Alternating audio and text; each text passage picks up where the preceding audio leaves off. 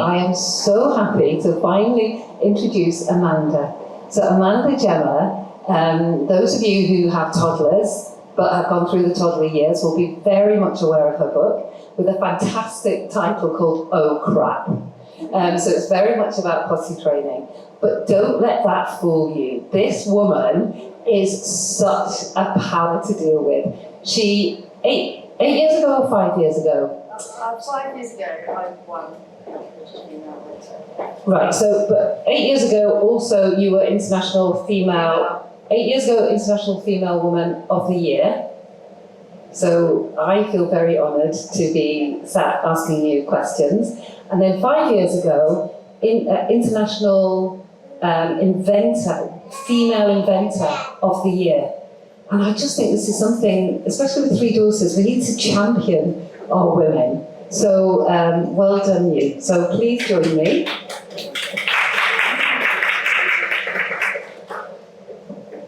Now, we said, Amanda, very much about how the talk is around mindfulness. But I think let's get into your story as well. So I gave a very brief introduction. So I've got 3 children. Hi everybody, I'm Amanda. I have 3 children, 28, 26 and 17.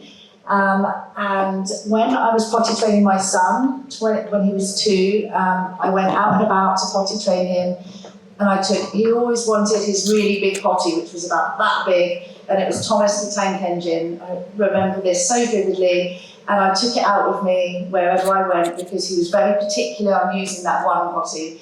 And then he wanted to use it in the middle of a shopping centre, and I had nowhere to pour the wee-wee.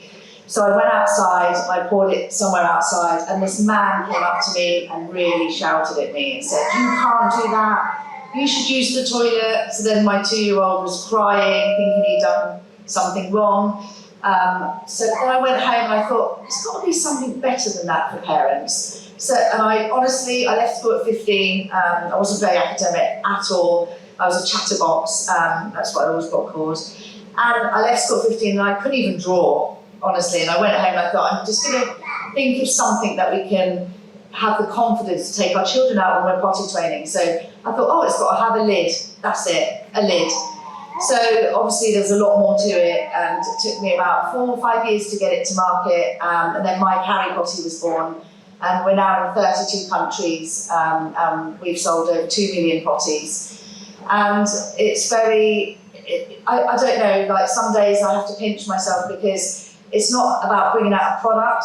It was more than that for me. It was about helping parents, helping children, giving parents the confidence to go out and about. For something that we all have to do is go to the toilet, so it's a natural thing, but it's a very taboo subject. So for the last 15 years, I've been doing talks, I've been saying to people, talk about it, share your stories amongst mums and dads, and because everyone's like, I'm not talking about that, my child's not potty trained, I don't want to talk about that, but it's something we all have to do. And my job now is to make people feel confident about potty training their children, getting their children out and about, and also it's about empowering the children to know that it's something that they can talk about.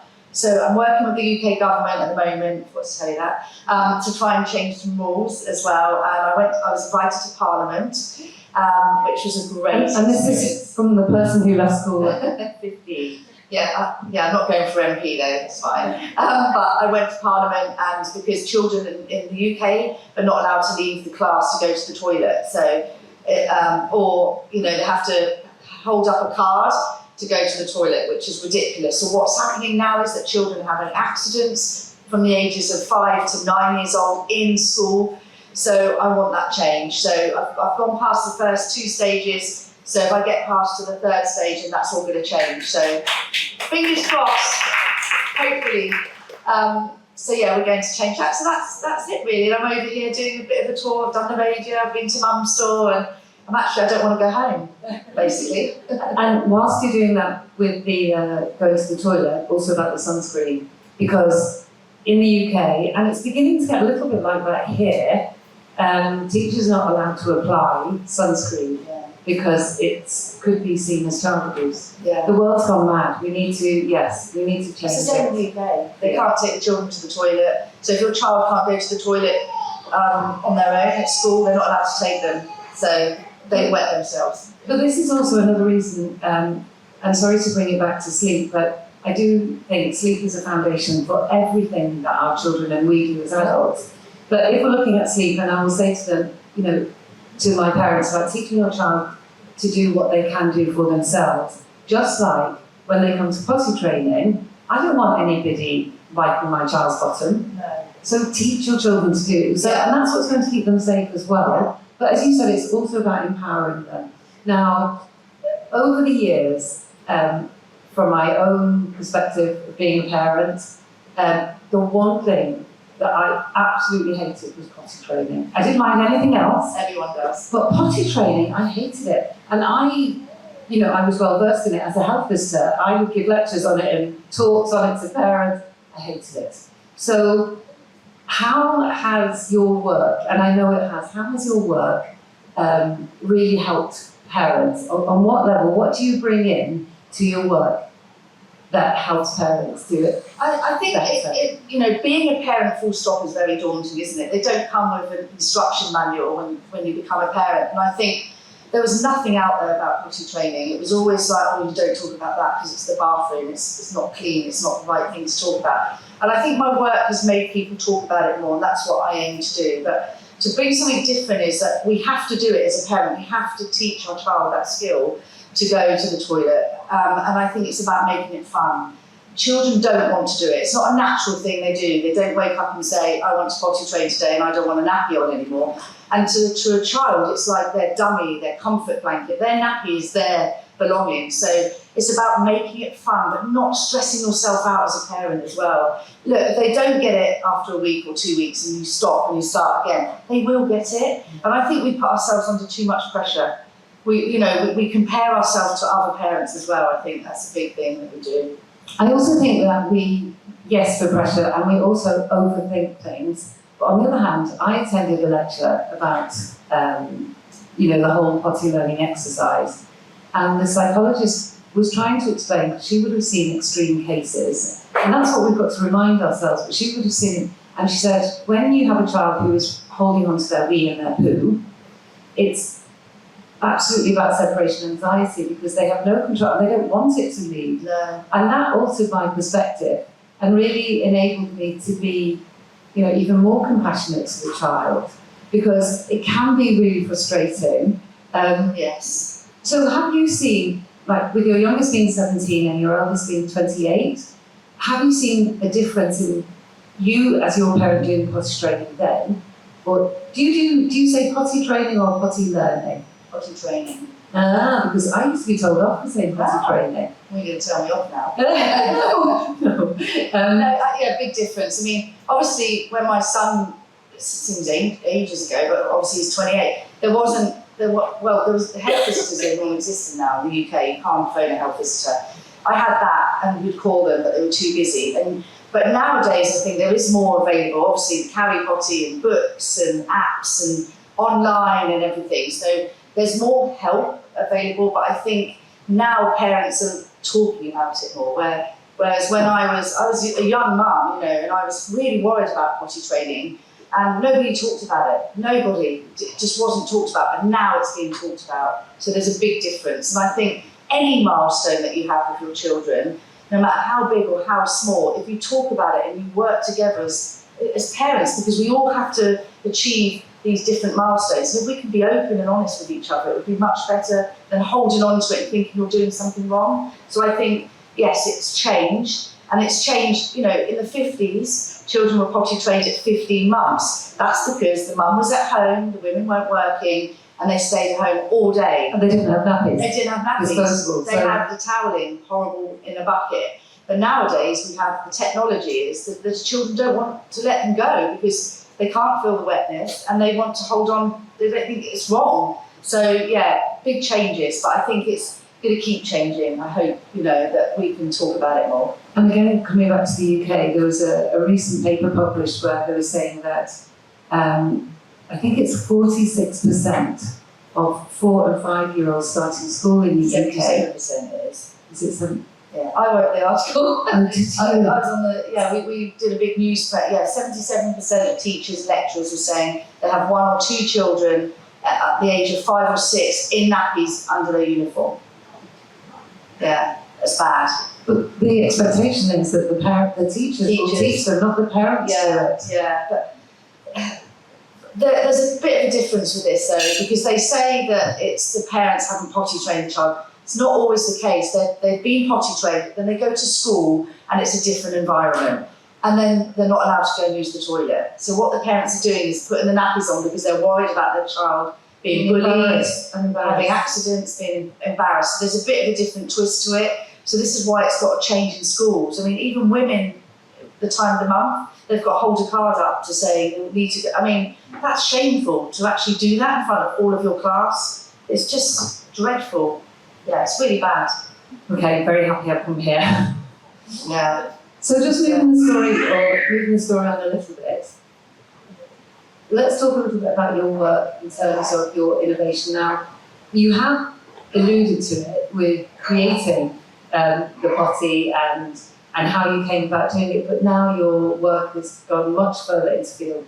And again, the fact that you finished school at 15, you're now going into universities. So you're going into universities, so talk a little bit around how that's happening. Well, it's the only way I could get in there, because I didn't make it to university, but now I'm going in there. It's weird. Yeah. I always put little pictures up going, I finally made it to university at 50. Going into universities, I love going to speak to, the students there because, nowadays there's a lot of pressure, with all social media, and they have to be something so special. They put themselves under loads of pressure as well. And it's really great to hear my story, I think, to them, because I always say to them that if you've got a dream or you've got something that you really believe in from here, then you can do it. Anyone can do it. And I really do believe that. And I really, I found it really difficult coming up with, it's the world's only leak-proof potty, my Karakoulaki. And I've got like 27 patents all over the world. And that was just mind-blowing for me to do all of that. I mean, my husband works with me now and he does all of that because it's way above me. But going into and speaking to these students, they're like, oh yeah, I've got an idea. Do you think it's silly? And I'm like, no idea is silly. And I think I love to go and share my story to empower those students. And they're our future entrepreneurs, our future female inventors. And I think it's really important. I mean, again, it sounds like I'm the tourism person for Dubai here, but I think if there is one thing that Dubai does really well is support entrepreneurs. I really believe that anyone who wants to do something, they can do it. It's really fascinating. Yeah, and it's very helpful here. I find, I've done talks all week. I met lovely Helen Farmer, who's lovely, isn't she? And she's just, it's just so helpful, like in the UK. Like Helen sent me a list of things that she thinks I should do while I'm here, and you wouldn't get that back where you just wouldn't, would you? And I love that warmness, and they invite you here, and they want you to do well, and they want to share that. I think it's amazing. So do you also think, though, that from now going into the universities, and possibly we can talk a little bit about going into the schools as well, because you also go into the schools, do you think that the university can almost stifle the ideas? Do you think? Yeah, I think when you speak to some of the students and they've got these ideas, and some of them are amazing, and they go and present it, and they're like, no, not yet, you're not ready for that, or no, it's not a great idea. And that's really sad, isn't it? Because then they've lost their confidence to go up and do anything else. So I think it's really important that entrepreneurs and people go in and empower these children and make them believe in their dreams. And I do find that the education system, especially where we are, they do stifle the ideas. They say to them, like, yeah, you're not ready for doing that, or it's not going to ever work, or it's not going to do this. Even when I came out of the potty with a lid, I was told it wasn't going to work until I actually had it in my hand. I filled it with water, took it to John Lewis and passed it round the buyers. They were like, yeah, it looks like a suitcase, no. And they passed it round, and when the actual big buyer opened it and realised there was liquid in it, it didn't leak. She was like, wow. Mother, no doubt a woman, but it was. So again, just bringing it back to the mindfulness, have you developed any strategies over the years to help you? Because, I mean, being a mother of 3 children, and having all of these hats that you have to wear, and they sound lots of fun too, so it's not that, but it doesn't matter how much fun they can be, they're also overwhelming. And, you know, I'm alluded a little bit, like my daughter's just gone back to Sydney, and she's 36, and she was here for a month. I still wanted to be with her, and, you know, the pull on my time, the pull, I honestly feel, and I'm sorry, it sounds really sexist, but the pull on my time and wanting me to be there for my daughter and have that memory, it never leaves us. And I was really compromising my work, and now she was absolutely phenomenal in helping my work, because her mindset was, but you even more in that, you know, with your book and your latest signing. So just expand a little bit on your latest signing. Yeah, so I'm going to be, I've developed a character, because when I meet these children, and some of them I just want to take home, you know, from all different backgrounds, and some of them, you know, from very, very underprivileged backgrounds, and I love to work with children and try and make them smile, and you speak to them and say, what scares you? You know, when you speak to a 4-year-old, they're just so amazing, and lots of things scare them: the noisy toilets, the teacher, going to school, mummy and daddy leaving them at the gate. So I've come up with a character called Amori, which is going to be a gender-neutral fairy that goes everywhere with the child, and at any time they're scared, they say the name, and the little fairy's going to come out and help them get through that period. And yeah, I've just signed with Penguin Books. I thought I was going to do one, and they said, oh, could you do 4 different books? I'm like, yeah, no worries. And I'm like, oh, 4 books? But I'm really excited about that, really, really excited. But yeah, saying about the mindfulness and your time and having your time, I don't have enough time. I'm very bad for that, and I'm a doer. So even if I get spare time, I'm cooking, because I love cooking, love. So on a Sunday, I have 15 people round for a roast dinner. You know, my husband's like, Amanda, slow down, like go and do something. But I know that that's my goal. I turned 50 in July, and I need to do some stuff for me, definitely. I have to work on it. So one of my female persons that I really, really admire is Ariana Huffington. And she was saying recently, she's just started a new company at the age of 74. So I was telling my girls, oh, this is amazing, I really admire her, that's going to be me. And the 3 girls just looked at me and went, do you not want to just rest, Mummy? I know. No, there's too much to do in the world. Yeah, there is. And so I agree with you, there is lots. So mindfulness strategies then, do you have some? I'm not great, I'm going to be honest, just going to put it out there. And I think, you know, I would love to do more for mindfulness, but I think that it's something I've decided that this year I definitely have to work on it. And I think when I turned 50, I had a bit of a problem with it, because I thought, when did that happen? You know, can't believe I'm 50. And it really did play on my mind a lot. And I'm starting to creak a little bit. And so I think that it's something I have to work on. Maybe you can help me, because I definitely need to. And it is beneficial to all of us. So Matthew Walker, the author of Why We Sleep. Oh yes. I think Matthew Walker is the first person that actually made sleep sexy. I really believe that, because everyone suddenly started to sit up. In spite of all the people being very unhappy, well, the neuroscientists being unhappy about a lot of the science in his book. But he was saying, you know, mindfulness, meditation, not at all, woohoo. But the evidence kept coming to him, and he said, I could not ignore it anymore because it was so compelling. And the science is really there of how it really can calm our brain down in order for us to have that deep sleep, Which we were talking about earlier. earlier. And we know that, again, that deep sleep is what's going to really protect us in the future. So I think it is something that we all need to start to practice just that little bit more. But again, what we tend to do as humans is we catastrophize. Everything is like the worst possible thing. And so it's baby steps. And when I talk to my parents about mindfulness, and even my little 3-year-olds, you know, I'm trying to encourage them to start. The younger they start, the more effective it's going to be. But even just to sit and have a cup of tea, with your phone away, just a cup of tea, 2 or 3 minutes, that's mindfulness. That I've started doing that. Good. So I suppose all of you do this, but I always had the phone by the side of my bed.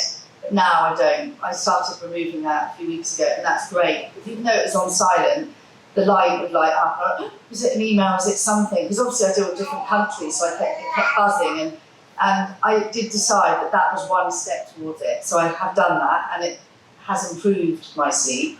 But I told you I'm very bad at sleeping. But I think, again, it's baby steps. At the minute, we've got to change that narrative. As long as we keep saying we're bad at sleeping, then that narrative becomes who we are. Yeah. So it's just not yet. So get rid of the tyranny of now and just say not yet. That's all. Yeah. But just going back to your phone, it's really, really important. At the very beginning, I was saying about triggering fight, fright, and flight.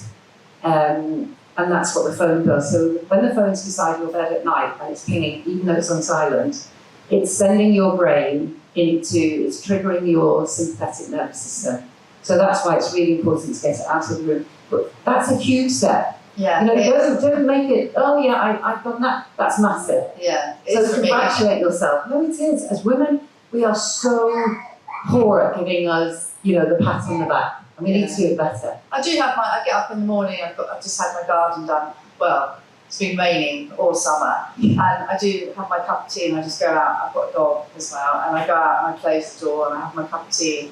And I've started to do that for like half an hour every morning on my own. I don't even want my husband to be there, no offence or anything, but just so I can clear my head before the day starts. And that really helps as well, just having that me time, even if it's 30 minutes, it's still great. But that is actually mindfulness. That 30 minutes, so for you to be able to do that, that's really resetting everything and it's starting every part of you on the best trajectory for the day. So good. Getting there. And of course, as it comes into winter, you've got to start thinking even if you were as little as 3 minutes, that's all you need to be outside. Yeah. So you don't have to do 30 minutes, because I'm thinking about the future. It's not an either or. When it gets cold, just wrap up more and go out for a cup of tea. Yeah, I will. My raincoat. Well, I'd just like to say a huge thank you, and we could talk a lot more, but thank you so much, Amanda, for coming. I really appreciated it. Thank you.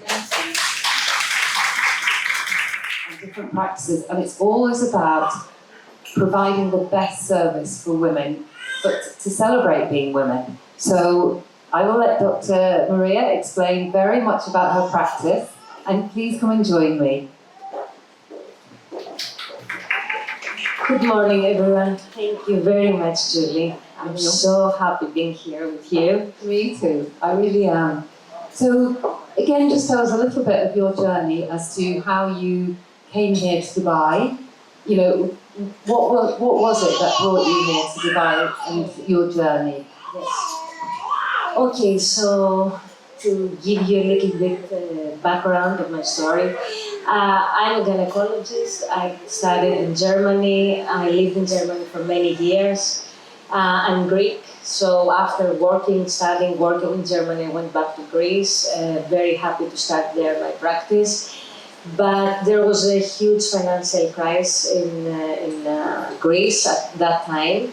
So we decided, with my husband, who's also a doctor, we decided to leave Greece and see where else we will go and practice. And I told him, look, I go everywhere, but not in Central or North Europe. I want sun, I want good weather and warm weather. And this is how Dubai came up. And we came almost 9 years ago. So you've only been here 9 years? Yes. I assumed it was longer than that because we can't get in and see you for at least 3 months. You have a waiting list, which is phenomenal.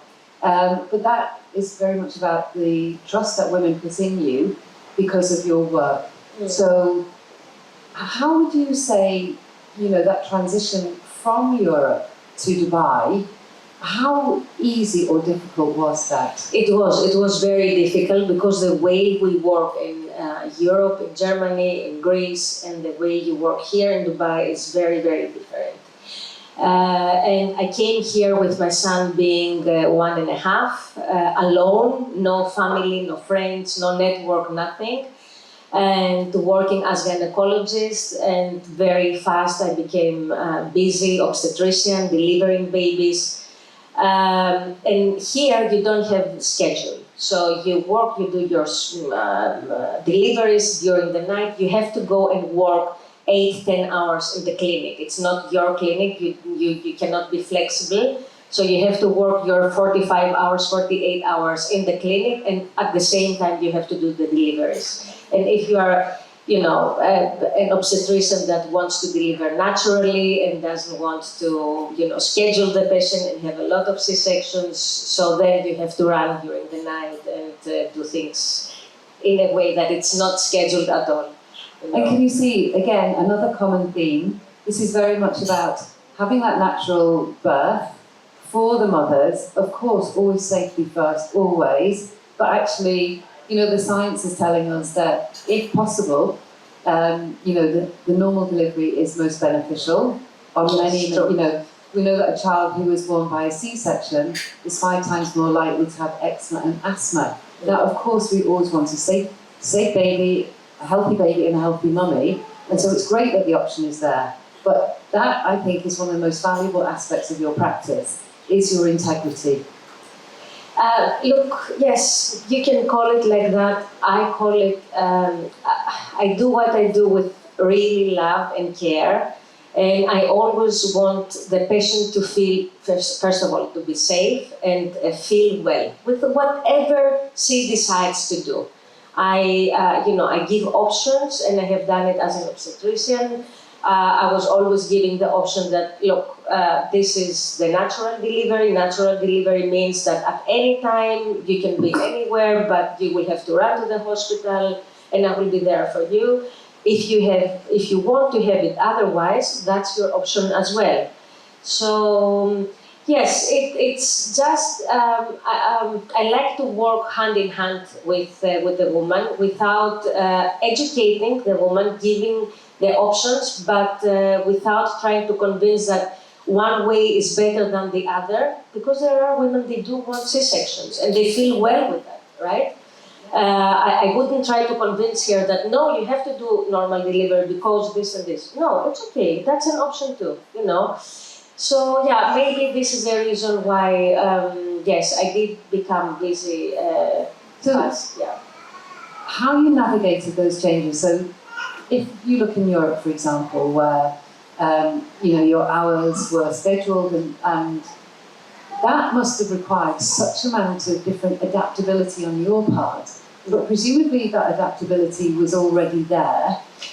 Yes, it is. I think, as a doctor, you have to be flexible, you have to be able to adapt to many different, conditions, situations in life, otherwise you can't do it, yeah. And in those, those early years, certainly when you came here, what strategies did you use to help you navigate being here with your little boy? 18 months is a really difficult age, simply because of all the changes that this little 18-month is going through, and wanting to be there for him, and then wanting to build this life for him as well. That's what you were doing. Yeah. Nothing is in isolation. So was there any particular strategies that you used to help navigate these big changes of yours? Yeah. Not in a way that, not in a, let's say, structured way. Okay. I can't tell you that I was protecting myself, or I was looking after myself, going to whatever, to the gym, do things for me, take time for me. No, I didn't do that. I didn't have the luxury, I don't know. But what I did since I have been a very little girl, I'm journaling. So I write a journal since I remember myself. It's the way to cope with whatever I have to cope with. So I did that also in that difficult time. It was really a very, very difficult time for me, the first year in Dubai, maybe the first 2 years in Dubai. And I was feeling that I have to change something. So, and I was trying to find out what change I should do. And this is where the big change came, and from obstetrician I became aesthetic and functional gynecologist. So this is the reason, and that didn't come easy for me. It was very difficult for me to leave the obstetrics because I did it with passion, and it was really, you know, you have been, you know, the magic. I think that we all have our own timeline. Yes. And I think there is a time for all of us of decisions that are being made. Exactly. And absolutely, you know, as a midwife, we say once a midwife, always a midwife.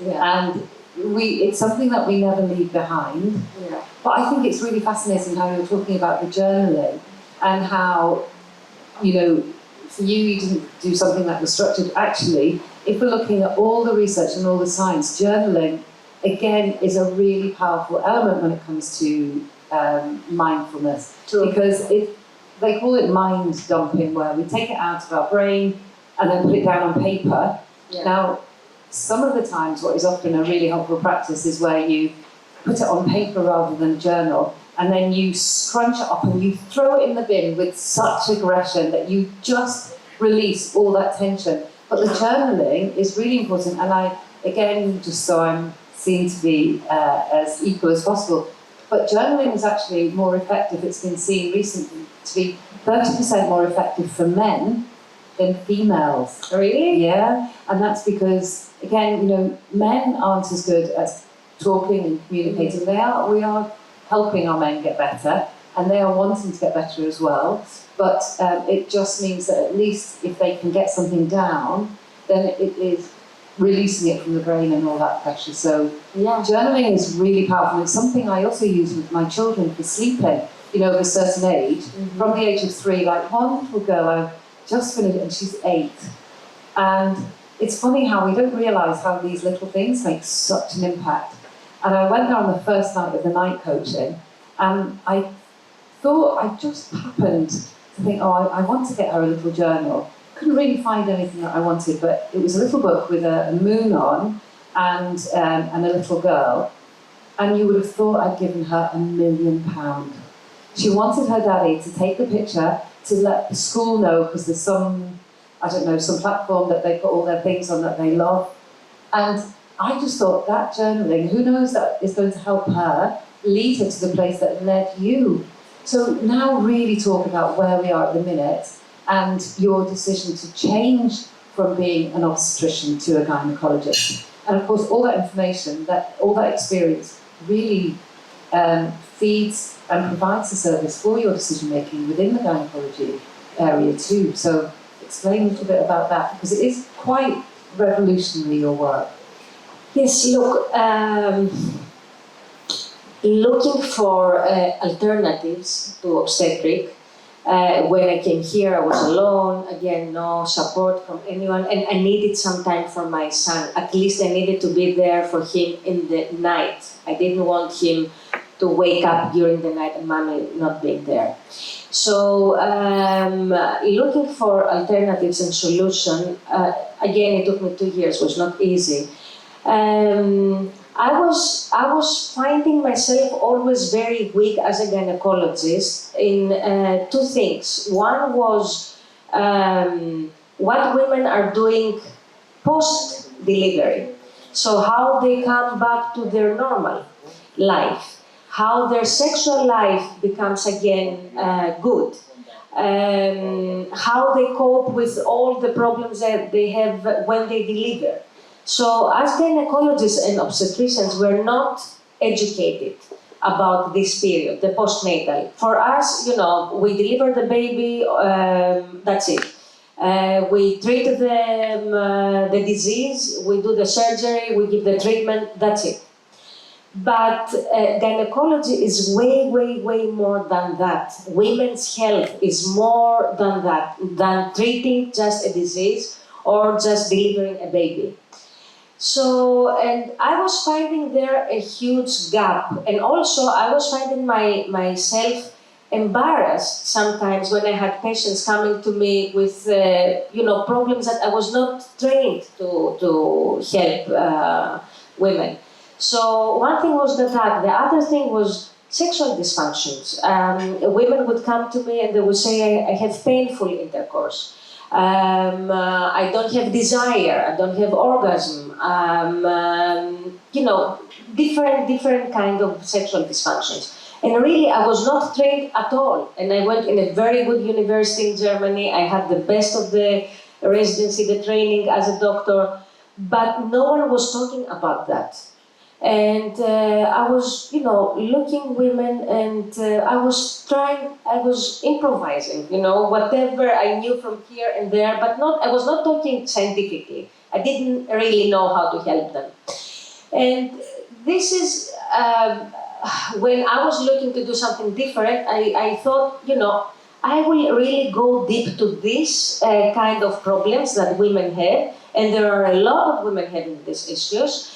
And I will go deep and I will find solutions for them. And this is how I went to the functional gynecology. And along with the functional gynecology, which means we do things to make the woman function better in her life, in many aspects. Along with that came also the aesthetic, because also many women, they don't feel comfortable with, how their intimate area looks like. And also there I was helpless. Of course, I know that everything is normal and everything is normal. The look of every woman is normal, but some women, they would come and say, but I don't feel confident. I exercise and it comes on my way. I don't want it. And I really couldn't help them. Now, I think we are in one of the best places for hundreds of years as women, because we are starting to talk about different things. Amanda was talking before about not talking about potty training and who and we, because it's very much a taboo subject, just like everything that you've talked about here was very much a taboo subject. And I can remember, for example, so I've been married to my husband for 40 years. We celebrated this year our 40th wedding anniversary. Congratulations. Thank you. And we renewed our wedding vows in Rome, which was really lovely. But when my husband first came home to meet my parents, and he held my hand in front of my parents were outraged. My mom was outraged. She called me into the kitchen and said, "Don't ever do that again in my company. What kind of house do you think this is?" And where we are now, that we are openly speaking, it has to be much, much healthier, instead of bringing things out into the open. Now, again, I do believe that there is a balance, but there has to be a vehicle for women to say all of these things about how I'm not comfortable and feeling safe. If we're talking about menopause, we'll get onto that in a little while, but menopause, up until recently, it was a real taboo subject. We don't talk about menopause. It's something that just be quiet and just put up with it. It was always put up with it. And I think one of the most startling and frightening pieces of research is to be aware that the very first paper, that the very first image that was ever seen of a menopause woman was only in 2017. And women have been going through menopause for how many years? Hundreds, thousands of years. It's something that every single woman goes through. Now, of course, women are living a lot longer, so there are more and more women reaching different ages. But I think with all of these situations, whether it is about choosing what kind of birth you want, and that it is about choice. So I think we're in a really good place. So it is very important that there is somebody like yourself that can say and be science-led. Because when you go to do your studying, what is the ratio? Do you find that there's more men, or now thankfully is the ratio for gynecologists, is that really increasing again, so there's more women? Because then that provides that safer space. Yes, definitely. Maybe now women are more than men in gynecology. Yeah. But still, even now, unfortunately, the training, the education that we get as doctors and as gynecologists is not enough to support the woman in all her stages, unfortunately. And again, I don't think that is just within the gynecology world or the obstetric world. In terms of paediatricians, I think it's 45 minutes is all they have on nutrition. That's all the training is. So I think what that is as an example of is that we have to, as women, have to be the ones that go and look for what it is that we need. But often people don't know what is the service that is available that Exactly. you provide. Exactly. And this is where our responsibility comes, right? To educate people, to raise awareness and talk. That's a huge responsibility. And you do it for sleep, and you do it so well. And I want just to say something about menopause and hormones and so on. Maybe I see here very young women, they are not at this stage. But it doesn't apply only to menopause. But in menopause, indeed, women they need support. They go through a stage where they don't have the energy that they used to have. They have symptoms like brain fog, forgetfulness, irritability. They don't feel like themselves, and they need support. But at the same time, you have also women at their 30s, 20s that are, they have a very busy life. And they have to cope with many things, and they need support as well. So, as I say for the menopausal women, having a support with your hormones and optimizing your hormones is very, very important. But it's not only about hormones, it's your whole lifestyle. And when I say lifestyle, it's how you eat, how you exercise, how you sleep. This is why your contribution to my work is amazing and so important. So I say that to all women in all ages, that yes, you come to me, I can help you with your hormones, because also young women might have hormonal issues, but then you have also to take care about the other aspects of your life, if you want to feel strong, energetic, and do things. And I think that need for awareness now is even greater because of the foods that we are eating. If we look at, I read a really awful statistic yesterday, and it was saying that 5% of our brain is now made up of plastic. And this is what 5%. Also, there is something like only 10% of the food that we eat is actually organic. Yeah.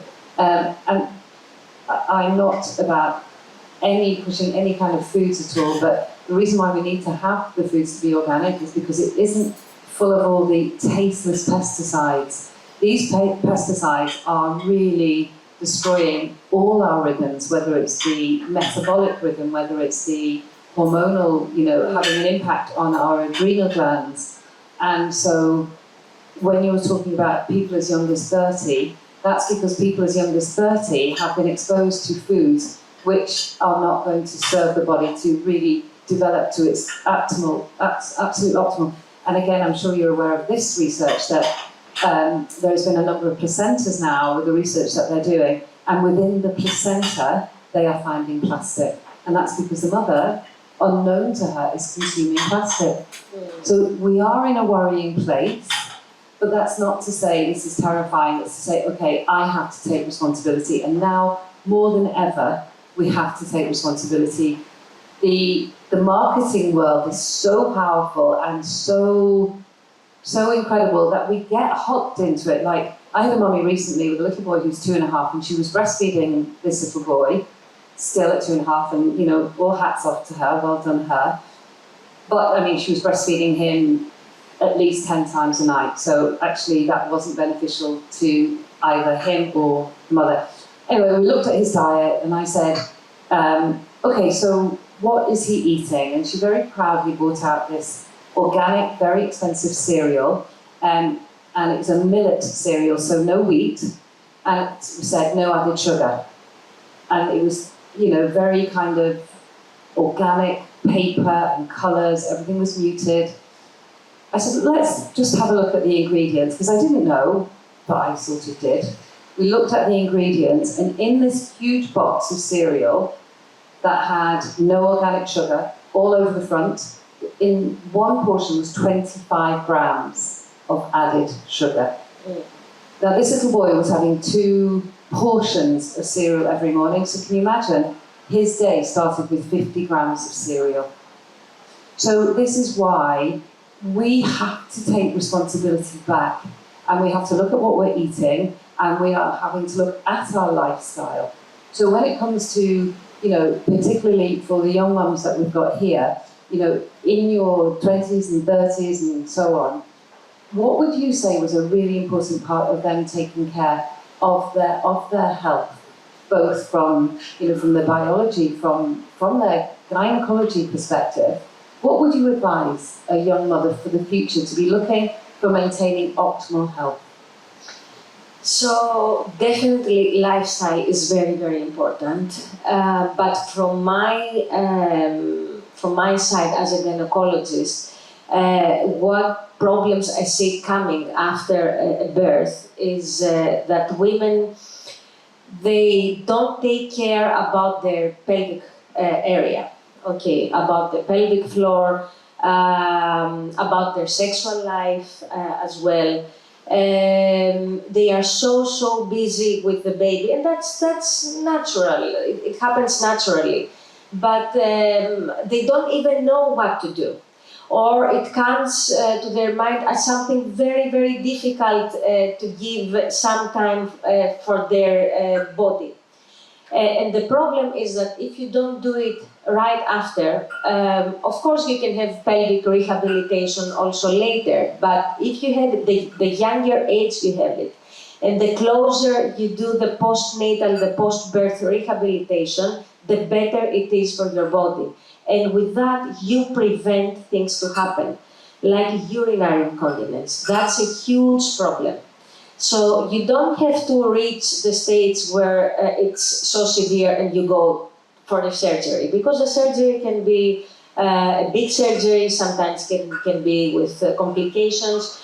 But if you are proactive and right after the delivery, without having any issue yet, you do the pelvic rehabilitation, which means you take care of the pelvic floor muscles, but you take care also of the very, very stressed vagina. The vagina, even if you have delivered through C-section, just because of the pressure of the pregnancy, as a midwife. So 9 months, and if not 9 months, for sure 6 months, you have all the time pressure because of the weight, right? So, and the hormonal changes and everything, Hormones, right? Yes. So my advice is just look after this part of your body, because this part of your body will stay with you even after your baby is not a baby anymore. And then you stay with the problems that you face because you never did anything. And you don't have to spend a lot of time. You don't have to go for hours for treatments and doing things at home. There are so many advanced treatments and so easy. That just takes a few minutes of your life during the week or during the month, and you have the rehabilitation that you need to. Okay, so again, as we were talking there, I was thinking about certainly my generation. It isn't to put yourself first, ever. But I do hope that you as mothers are beginning to think in a different way. I can certainly see that my 3 daughters, they are thinking in a different way, which is much, much healthier, for the future and for your own sanity, if you like. So I think that's really important, that we are beginning to move away a little bit and not have this guilt. I mean, as women, I think we carry guilt always, no matter what we do. We'll always feel guilty over something that we should have done and didn't do. So I think that's just part of our evolutionary architecture of our brain. I do believe that. But again, going back to now your practice and the field in which you work in, can you just expand a little bit on the different services that you are able to bring to make such a difference to women? Yes. So when we are talking about functional, are 2 things. The one is prevention, working on prevent things to happen, and the other is treat conditions, medical conditions. So we have energy-based devices now. We are enough advanced scientifically, and we have devices like laser, radio frequency, electromagnetic field that they help without any pain and very very easy and fast to rejuvenate. So you have treatments to rejuvenate your vagina.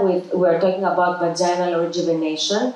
You have treatments, very easy treatments to work on your pelvic floor muscles without needing to go every week for sessions and do exercise at home and so on. Very, very powerful treatments. And with that, you gain again the vaginal tightness after the delivery. This is prevention. So you prevent after delivery instead of becoming loose and not enjoying the sex or having pain and so on.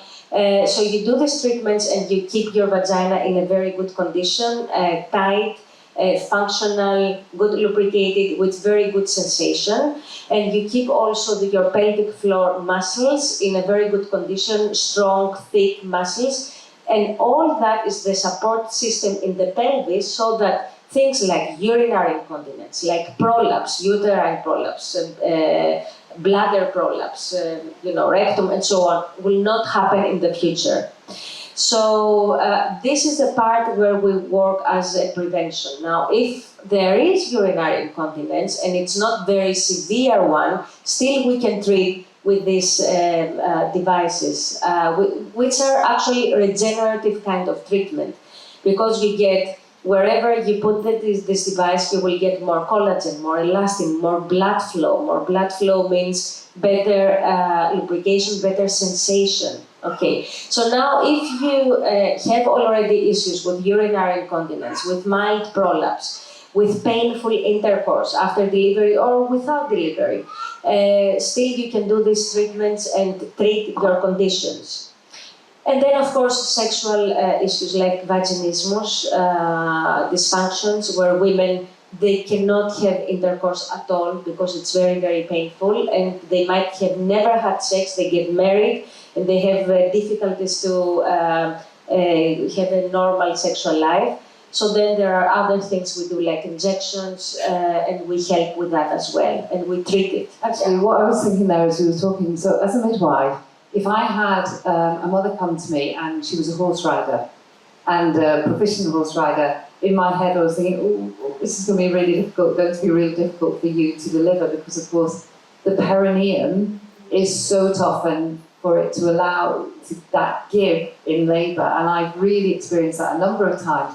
But I'm just thinking this would be something that could be so helpful to a woman who is a horse rider. Yes, definitely. Oh, it's so fun. So again, all these things, which is really exciting that now these facilities are there.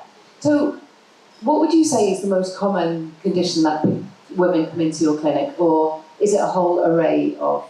It is a very broad spectrum. But if you ask me what's the most common, I would say they're coming usually for sexual issues, so painful intercourse, vaginal dryness, not having sensation. They're coming after deliveries and they say, my sexual life is not the same anymore. It doesn't feel the same. I don't enjoy that much. Yeah. But you see, I find that really exciting that the women are coming, because it must have taken a lot for them to, have the courage to come to you. But that courage is there. So I find that so encouraging and exciting that women are coming. So just one last question. If you were talking back to your, 18-year-old self, in everything that you know now from practicing in Germany and Greece and being here in Dubai and the area that you're working, what would be the one thing that you would say to your 18-year-old self? When I was 18, I was so stressed about what I'm going to do with my life. Should I do this, should I do that? I was between medicine and being an actress, by the way. Yes. Quite different. So, yes, and I was very, very stressed because I was kind of professional ballerina and I was very artistic. So I think that's why I love my... I could see her as a ballerina. I absolutely could. Yeah. So, but I would say to her, just do Just do it. Don't think so much. It's okay. Just do it. And this is what I did, and I wish I was not that stressed. I would have done all of this what I did, but without so much stress. Because when you do, you get there. You find it. Again, I think that is for us in the future, and I think that's what's absolutely incredible about women, that as we grow and develop and enter, for example, those menopause years, that's one of the best times of our lives, because we have such clarity and we mustn't forget about it and we mustn't fear it. But equally, can you imagine at 18, we wouldn't have thought stress would be part of our lives, but actually the reality is it was, and it is about leaving it behind. So I absolutely agree with you. And one of my mindset changes, particularly when talking about Rayya Talks and mindfulness, was I want to be doing a lot more of changing the narrative of I must do it to I will do it. Yes. And that's I'm in that place. Not even I will. It's I'm doing it. Yeah. Because we are here, right? We do things every day, and that's mindfulness. Yeah. It's just to stop and think what you're doing and say, wow, I'm doing a lot already. Yeah. Well, again, thank you so much. And as ever, I really love any interaction that we have. It's always so insightful and so encouraging. I mean, what you are bringing to women is just thank you. That for everyone. Oh, thank you. The same for you, and I'm looking forward for all women to help together. Yeah. Thank you.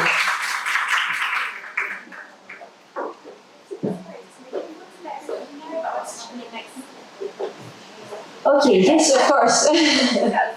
So next month I'm opening my own clinic. That's the baby that came out after so many years of working with women, which is a clinic dedicated to women's health in a very holistic way.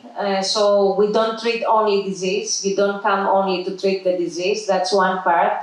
But you come also to get support for whatever stage in your life you are, and also to get education, prevention, and a better quality of a woman's life. Yeah, thank you so much. And this is very much what we bring together, is the holistic aspect. You know, my work is as holistic as possible, and it's the same, and was very important. Exactly. So I will be working with Julie. We already work together, but now we will do it more regular and organized.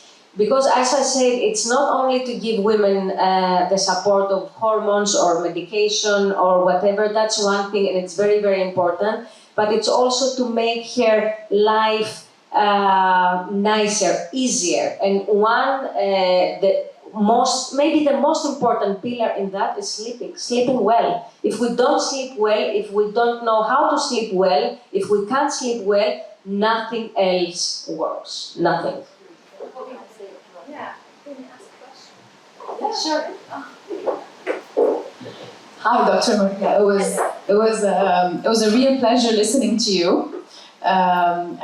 It's such a nice topic to bring out and talk about, because it's kind of hidden and tabooed and so much, you know. And I realized through the years, I have 3 kids and I did 2 pregnancies 12 years apart, that we have so much highlight and so much pressure socially and, you know, from families and communities on the delivery and on pregnancy and, you know, getting pregnant, delivering a baby, and what mode of birth we have to do, and then, you know, the delivery, and so much pressure on, you know, the first few months postpartum.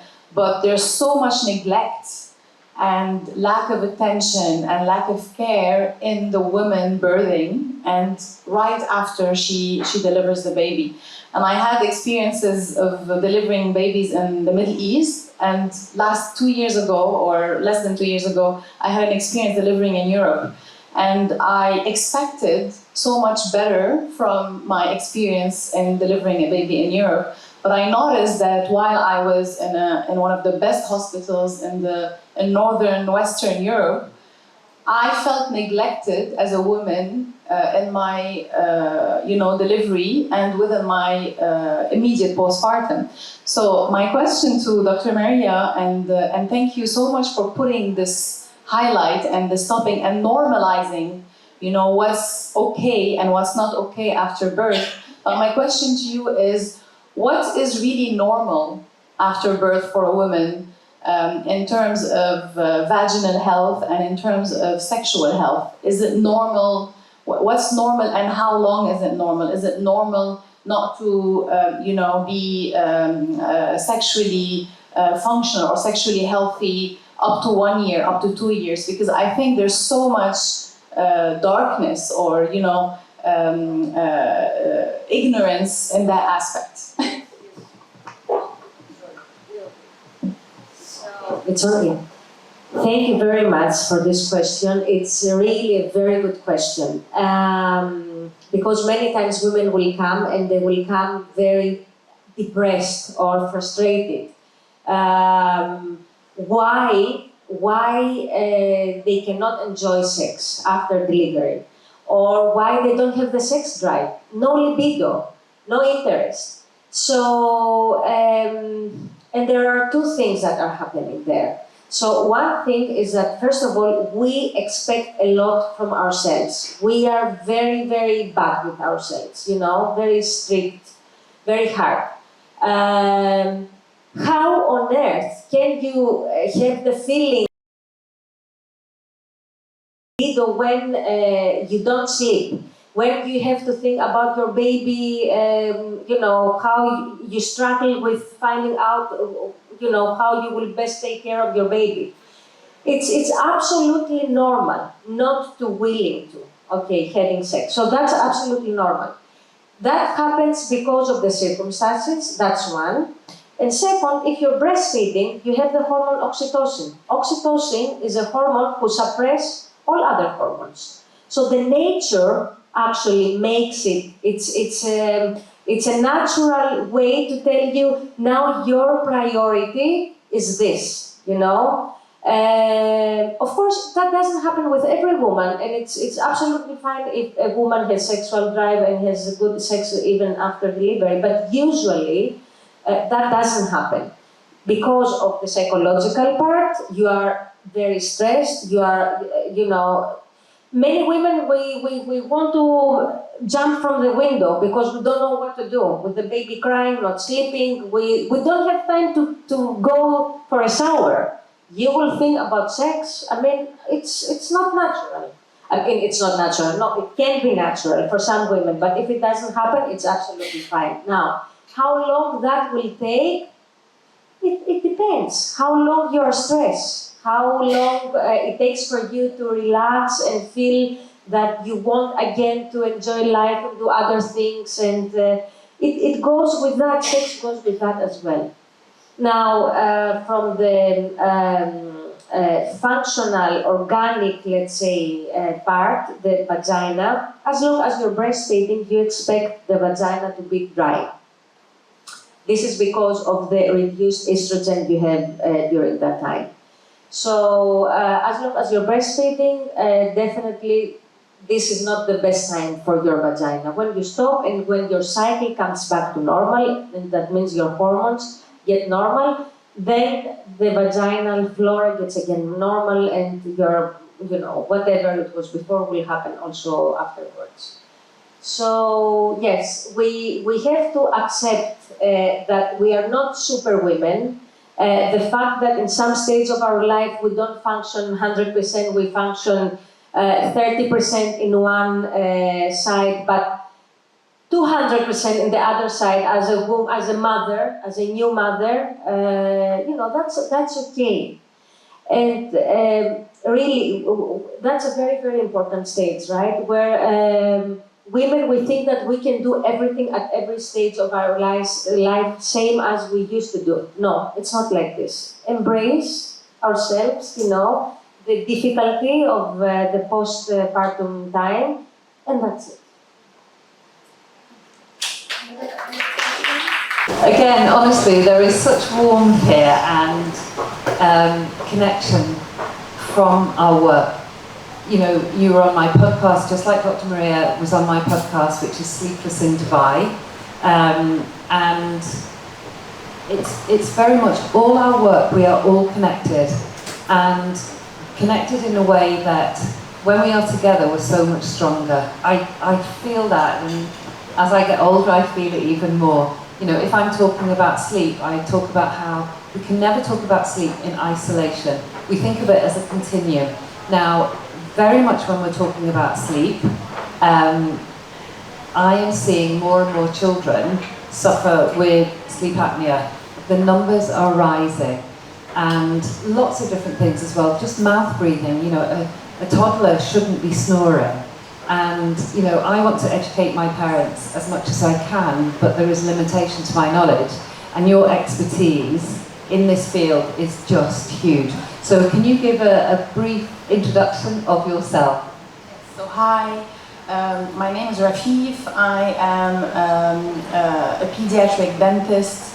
I'm an oral health speaker. I'm a book author, recently published a book, and I'm a mom of 3. A lot of my main practice focuses on a holistic approach of baby and children oral health, where we not only talk and counsel about teeth and the oral health and the mouth, but also we detect and tackle problems you know, that has to do with the overall well-being of the child, and particularly airway. And we know very well, Julie, today that airway is very well linked to the quality of sleep of the babies and the children and the toddlers. So sometimes you need a lot of missing pieces of the puzzle to put together to be able to have a healthy child. And when we're talking about airways, it isn't just about how important it is for sleep. There was a very important paper that was published by Dr. Carina Bullock, and she in 2012, and she followed children through from 6 months until 57 months, until almost 6 years of age. And what her studies concluded, and she had over 11,000 children in her study, so great number, longitudinal, and what she found was that children who were not sleeping independently or had sleep issues such as sleep apnea, if they were not corrected by the age of 5, there was a 40% increase in learning difficulties, whether it was ADHD, whether it's sensory processing, dyslexia. So there are so many areas here, and one of those that we need to be corrected, we cannot underestimate the correction of these studies of the breathing. You know, if you were to go into a classroom now, children 10 and 11, the number of children who are having orthodontic treatment is far greater. And it isn't just that we are becoming more aware of it. It is very much about what our children are eating and pollution. So if you can expand on that a little bit. True. So if you, even you know, in adulthood, you know, how many adults around you that you meet every day that have ADD or have a, you know, deficit in attention, or they're hyperactive, or you feel that they're agitated. And we've done studies actually recently with 2 of my colleagues, one in London and one in Germany, where they studied adults, and they noticed that a lot of the attention deficit that we have as adults, and hyperactivity, agitation, insomnia problems, you know, problems falling asleep, come actually from mouth breathing and airway obstruction, and what we call now, we know it's called stress disorder breathing in our early childhood. And this is our core practice at the clinic every day, where we are detecting very, very early mouth breathing, grinding, teeth grinding, sleep apnea at advanced stages, because we are noticing that any airway obstruction that is chronically happening, in the child, is actually a huge risk factor for behavioral problems. One of which is the lack of attention or the lack of focus. So you see kids every day at schools, you know, they have a problem, they're struggling focusing on a task from A to Z. They're struggling having enough attention. They're fatigued during the day. They're agitated. They cannot sit still. Those are all signs of mouth breathing. They're all signs that they're not exclusively breathing from their nose. They're not sealing their lips. Their tongue is not up in their palate while they're sleeping. And there are so many symptoms. So my message here is for a lot of moms, because I get a lot of moms every day at the clinic telling me, well, I took my child to a dentist, I took my child to an ENT, they said there's nothing. Well, my message to moms is always, when you go to a doctor and you feel that the answer is not sitting well in you, you know, their answer is not making sense, seek a second opinion, seek a third opinion. This is so important. I say this to my parents all the time. I will say that you are an expert in your child.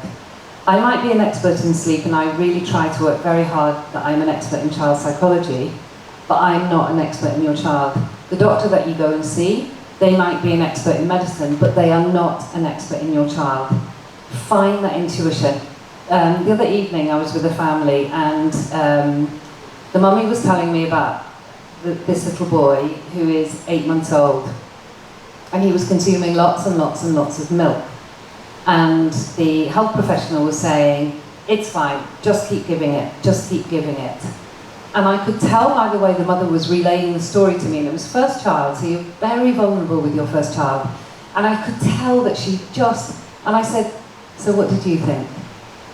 So she said, well, you know, that's what he said to do. I said, I know, but what did you think? So she said, I didn't think it was right. I said, and it wasn't.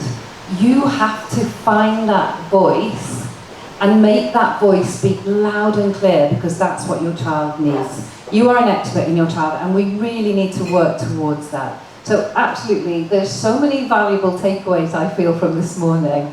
We're all going to have much better sex, by the way. And to take that in terms of you being a mother, and I love that you are saying as a health professional that there isn't a one-size-fits-all, and if it doesn't resonate with you, then go somewhere else. Now, going back a little bit further, there's so many things that we need to talk about, but areas that I see, and I see it now more than ever before, but maybe I don't, maybe it's my narrative changing. Parents are very frightened to give their children whole foods. So now, I know the research is telling us that baby-led weaning is not. When you go down purely baby-led weaning, there's a number of studies that are showing us your child is much more likely to suffer with malnutrition and be a picky eater. So I'm not saying you have to do baby-led weaning. I do believe it's a mix of both.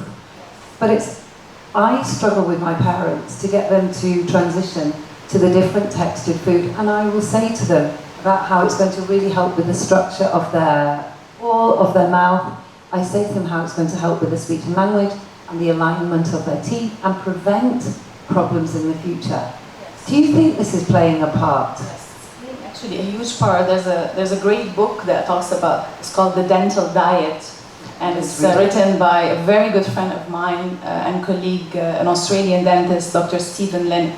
And what we discovered lately in dental medicine, because I like to talk about it as dental medicine, we discovered that most orthodontic, most crook teeth that are happening now in children, babies, and teenagers comes mainly from the change of our diet, you know, through the history and through our modern civilizations. And we noticed that moreover, kids these days, and I meet them every day, I see around 20 to 30 kids every day, and I'm noticing one thing about their diet: they moved on to softer food. You know, we moved from eating raw vegetables, raw fruits, basic, whole foods, red meat, chicken, fish, to nuggets, pasta, rice, crackers, dry breads, dry sticks.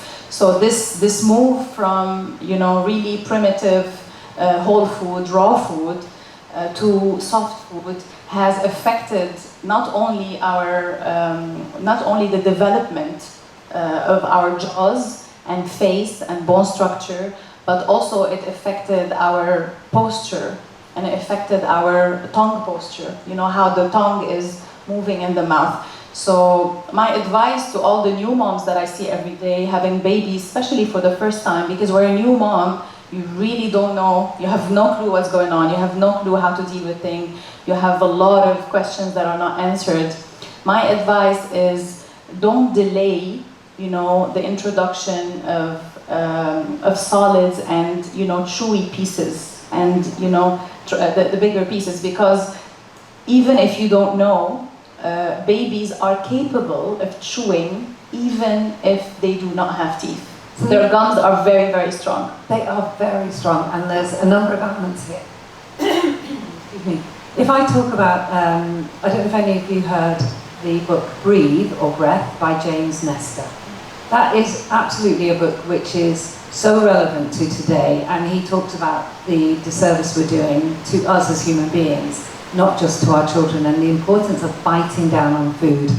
And you know, there's some really interesting research where they go to very remote places in the world who have never been exposed to soft food, and like in the Eskimos, for example, they have been exposed now only one generation down of being exposed to Western food, and it's totally altered their facial makeup. With just one generation, we've seen the changes. So it is really important.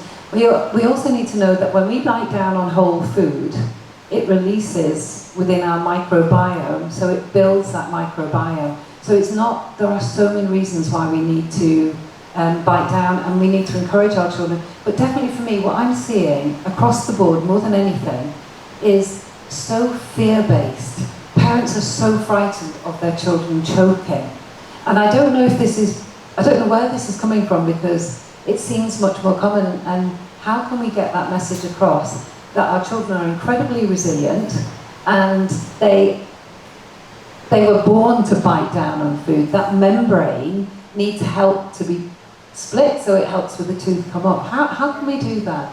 I think mostly raising awareness, you know, about in our communities about you know, the importance of introducing chewing, you know, the function of chewing to babies and toddlers.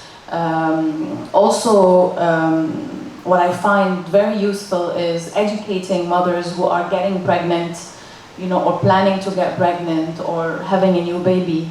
That's very important, and you know, a lot of still pregnant women don't know that, but even poor oral health or poor gum disease in the mouth of a mother can impact, and Dr. Maria can vouch for that, can impact, you know, can higher the risk of a miscarriage, can higher the risk of a preterm, you know, birth, can higher the risk of a low birth weight of a baby. So when people ask me when should I take my child to a dentist for the first time, I tell them the pregnant mom should go to the dentist, you know, or before planning for the, you know, to prepare for the first dental visit, because we know now about the vertical transmission, about the bacteria, the good bacteria and the bad bacteria that you can transmit as a caregiver to your baby when he's born, and that increases the window of infectivity of the child for cavities. So we know so much now, science, that you know, the only thing you can do that gives you the best outcome is prevention. Yeah. So again, you know, as you were talking, I was thinking about my role as a health visitor, which is what Amanda spoke about earlier in the first talk, and that's where we would come in and we would advise very definitely, yes, from being pregnant, but equally, we really want our babies to have been to the dentist at least once by their first birthday. And it's primarily just for them to be more familiar. So this clinical place isn't a scary place. Sure. But I think it's trying to funnel that information, because there is so much information to be taken on. You know, I was thinking just now as we were talking about what a child needs to eat, when they need to go to the dentist, how frequently they need to go to the dentist. But all I think, if we can just take a step back, and if we're looking, you for example, who, with your children, with the twins, so you will have recently gone through that whole transitioning from puree to lumps and the impact. So how do you feel that has changed from 12 years previously? Do you think there has been a difference? Do you think it's harder now to really get children to have these solid foods, and that's why you're seeing more things in the dentist, not just because there is more of an awareness? You know, so much. I mean, it's changed so much. When I had my twins 13 years ago, I felt more alone. I think now the media and all the awareness that you have around you, and the knowledge and the online sources, the podcasts, the webinars, I mean, there's so much now for a new mom, right, to learn. I mean, it's important to get to the right sources, right, because sometimes you can fall into not very good online sources, and then suddenly you have a flu, but then you read online and then you're dying, right? So, you know, that's what I call, you know, my Dr. Google patients. So it's important to also know where you're looking at and where you're reading. But I find that I was lonely 13 years ago when I had the twins in terms of education and knowledge. And now, suddenly I saw myself having a baby, you know, a year ago. And now I have a 13-month baby where I'm dealing with, you know, the sleep, the pacifier, the thumb sucking, the potty training soon. And I'm noticing that today, not only I'm wiser, right, as a mom, I'm more chilled as a mom, because, you know, when you've gone through pregnancies and through motherhood, and now you have your third, you're much more chilled, right? You're much more able to receive and give at a, you know, with less stress. But also there's so much knowledge today. So if you really want to know and educate yourself, you have a lot of resources around you. You know, very often if I have a parent that comes to me, I mean, it's very funny. Last week I had a parent, and she's having her 6th child, and she's having trouble sleeping with the child who is her 5th. And she said, I have never had any trouble. Why is it? I don't understand what's going on. And it's just that the children do come with their own personalities. Yes. But also it is that there's a little bit less structure, and children love structure. But I do believe that you are more confident. You're much more confident in your knowledge, in that you know that you are more of an expert in your child. That, I think, with more children comes that confidence. And you also listen to yourself more, right? The more you grow as a mom, you feel that you're listening to yourself, you're listening to your inner voice more, and then your intuition, right, and your gut feeling is stronger. So even if you're getting information from the outside world, you know in your heart what's good and what's not good. And when you're a young mother, you feel that you're very overwhelmed by all the stimuli around you, that sometimes, you know, you have zero clarity. I think, and that clarity comes back more and more as we, you know, mature. Let's just say mature. That clarity really comes back, and your brain, that brain fog, really does lift. But I think if we're looking at mindfulness, and we're looking at all the things that you've got 3 children, you are consistently studying, you know, you have papers being published, and then you have written a child's book as well. Where is that off time for you? Lately, my off time are mostly, you know, trying to have a bit of a slow mornings. You know, I feel like that's my luxury in life, to have a, you know, to dedicate some time in my morning to be a bit slow. But no, this is honestly the truth. The last time that you were here, and the talks were really late, and the one thing that I noticed about you today, you definitely seem calmer. I really have noticed that. It was something that was noticeable. So I think it is having an impact. And I think when we, as women, do take responsibility and not try and do it all, now we can have it all, but not all at the same time. I really believe that. And all looks very different from one person to another. So So there was having that time in the morning. But again, what was the impetus for writing the book, the children's book? And how have you seen that received within the dental community? So my children's book that I published recently came from the idea of putting in practice a little bit what I've learned in 19 years of experience of being a pediatric dentist. I felt that, because you know my core practice every day is dealing with anxious children and babies, but sometimes not only anxious children and babies, but also anxious moms. And what I found that most anxiety or phobia, dental phobia that kids have on my chair and in my rooms is coming from the anxiety that moms are feeling. And that anxiety and stress is, transmissible to them by, touching their hands while they're on my chair and telling them, she's not gonna hurt you, nothing's gonna happen. Are you okay?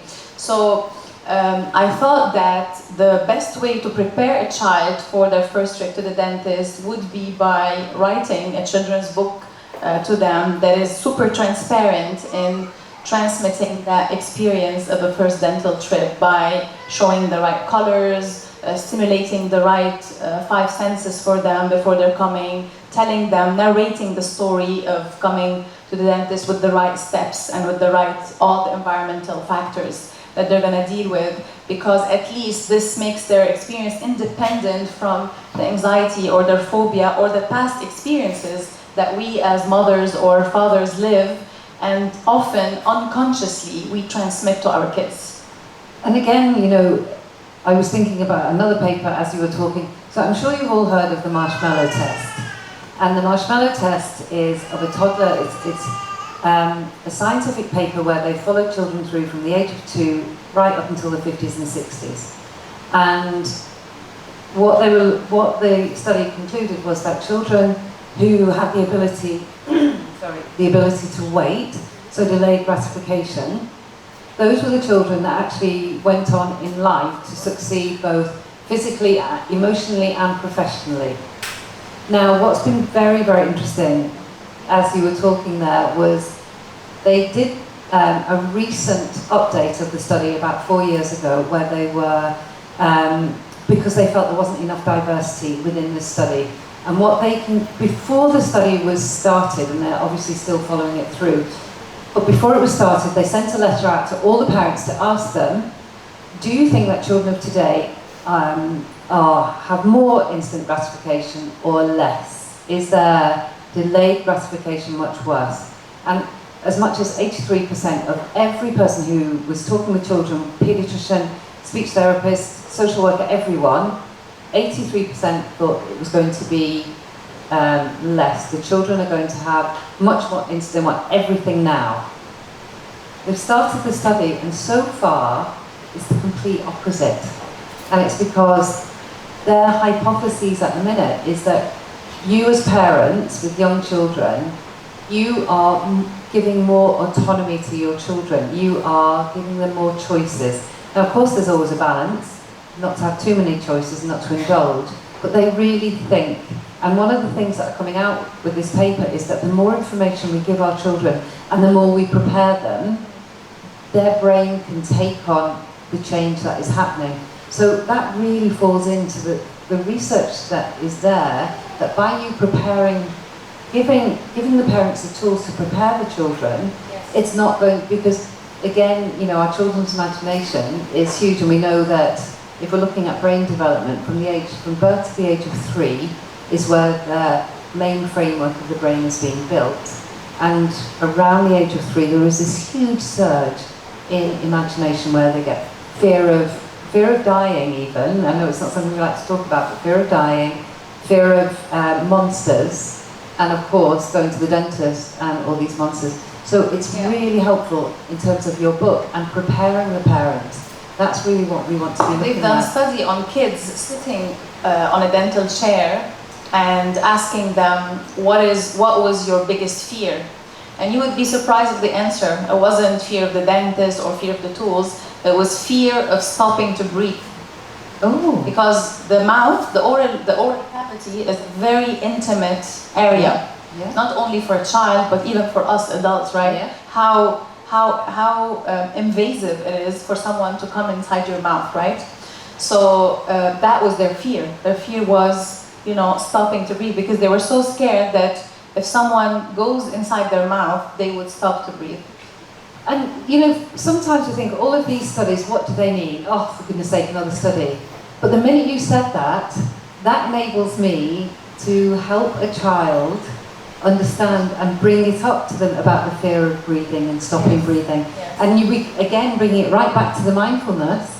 We could be doing some of the mindfulness tools with them. And that's what we do with children, you know, at the clinic. We work on a lot of, you know, you would call them mindfulness, you know, So therapies or guided modalities or strategies. Yeah. But for me, it's sometimes asking the child to take a deep breath, you know, or to close their eyes, or a pat on their shoulder, or you know, modeling with another child, or reinforcing positively. You know, all those little things, they go a long way, because you're actually forcing them to be mindful or to take a moment and calming their senses.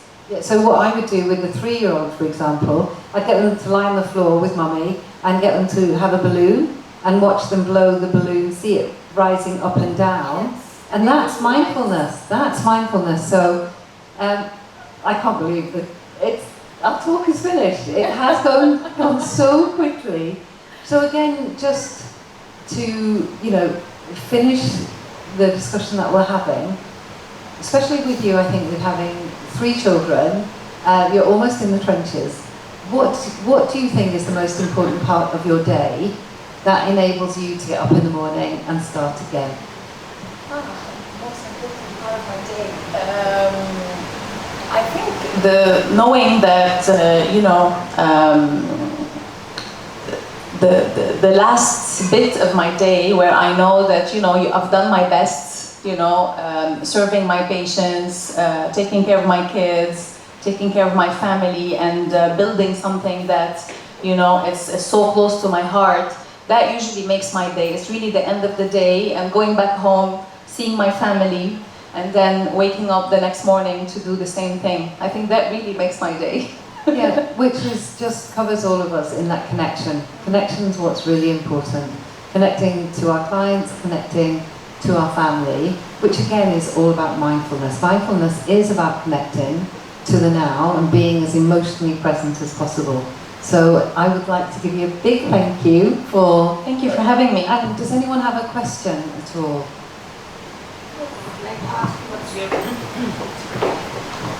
Thank you. I would like to ask you what's your take on mouth taping?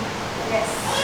Are you pro? Yes. So mouth taping is actually a very good, you know, tool to use. But you know, when I talk to my patients about mouth breathing and, you know, sleep apnea and grinding and all those things and how to treat that, we shouldn't forget that mouth taping is just a tool in our bag. You know, it's not a solution. It's not a solution. It's not everything.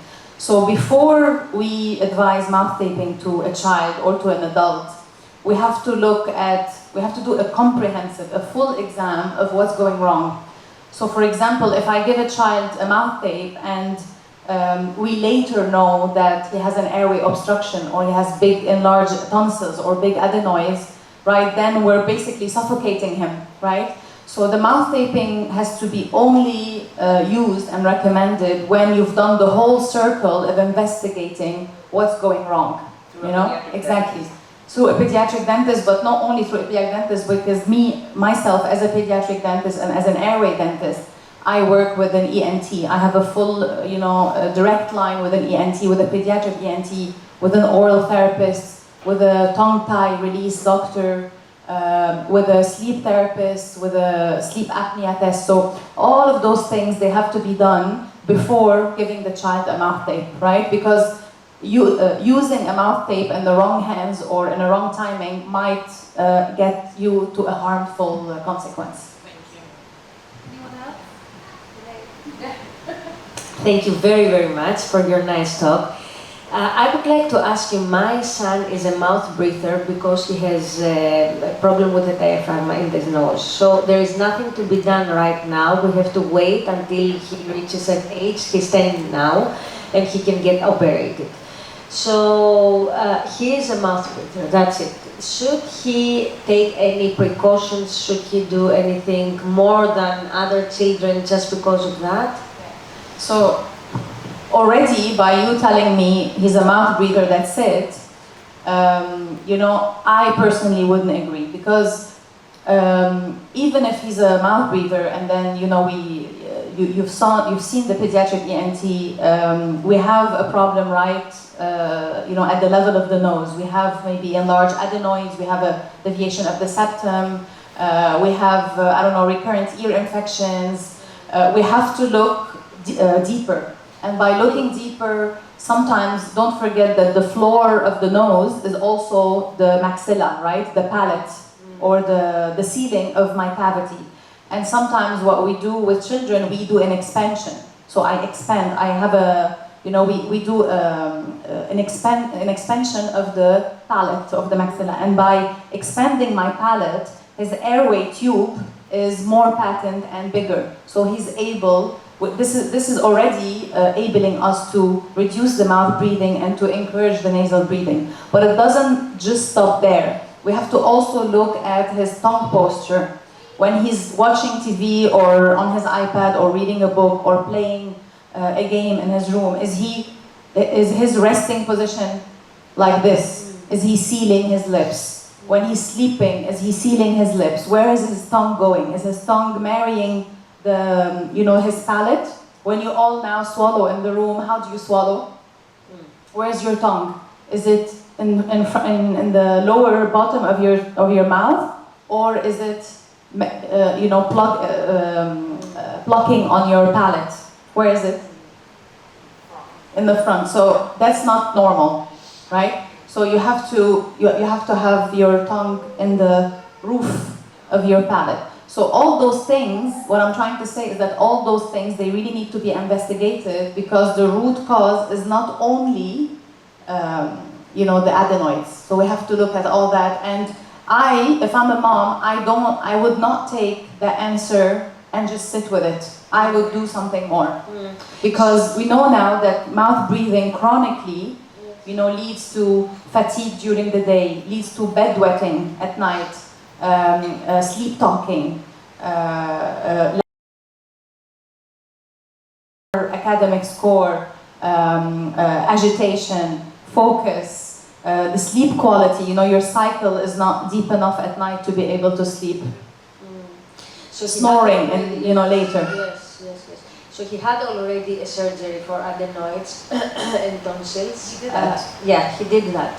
And we have been to so many different ENT, pediatric ENT, and there is a deviation of the septum, and his father had the same thing. And they say that right now there is nothing that can be done. He has to be operated, but not now. So, but this expansion of the maxilla, I had no idea, no one told me about it. So, is you that does that, or, yeah, okay. Yes, me, but we also work for, it's not only the expansion, so the expansion will give him an advantage. Yes. But that's what we see every day. We see kids actually that had the tonsillectomy, they did the surgery, but then because nothing was done as a rehab, as part of the treatment post-surgery, then you go into a relapse. That's why not only we have to do the surgery for the children, but also we have to make sure that after the surgery they are being trained to sleep from their nose exclusively at night. That's very, very important. That's a whole journey that and even you meet adults, they are still mouth breathing, right? But they were never helped or supported to actually get to that stage where And you can give this support, you can do this training. Yes. Okay. Amazing. Yes. Thank you. Incredible role model for all of us as women. And again, it's clearly because I have my 3 daughters, that must be where this is coming from. But I just think in terms of how you manage all the things that you're managing, whether it's from the fact that you have 3 boys, whether it's the fact that you have this huge industry that you are putting on, such as events, and that is so stressful. So can you give a little brief introduction of from start to finish today? Firstly, hi everyone. My name is Kelly Marie Hodgkin and I am a mum of 4. But 3 boys and finally a little girl. I am a business mentor. I am a wife, hardest job. I have a gym clothing brand, a modelling and events company, and I post networking events and women empowerment events and retreats, and that's it. And there is so much to that. Apologies for... When I get the little girl. No, when I was having my 3rd child, I desperately wanted to have twins because I really wanted 4 or more, but it was a maybe. But even that in itself, and all the demands of each individual children, and then trying to be in that workplace, there has to be some strategy that you use to keep you as grounded as possible. What is that? I do have a strategy, although if you ask me this week's gone to shit. I've been extremely overwhelmed this week, and usually I'm really organised and I'm really good at keeping calm, and I plan. I'm a planner. But this week's, it's been a lot. So yeah, this week's strategy's gone out the window. But usually, when it comes to strategy, it's plan, prioritise and prepare. So I have my own, I created my own planner, my own yearly organiser to help other business women, other mothers, because I'm still old school. I love writing things down. I love ticking it off when I've done it and highlighting everything. And I just think my strategy for keeping my shit together is planning. And actually, when you're talking about you love writing things down, literally this week, did any of you see the paper where it was showing how when children learn on paper, they actually absorb so much more information? And that's not been what we've been told for so long now. It's like, the screen. And so I think it is something about having that down on paper.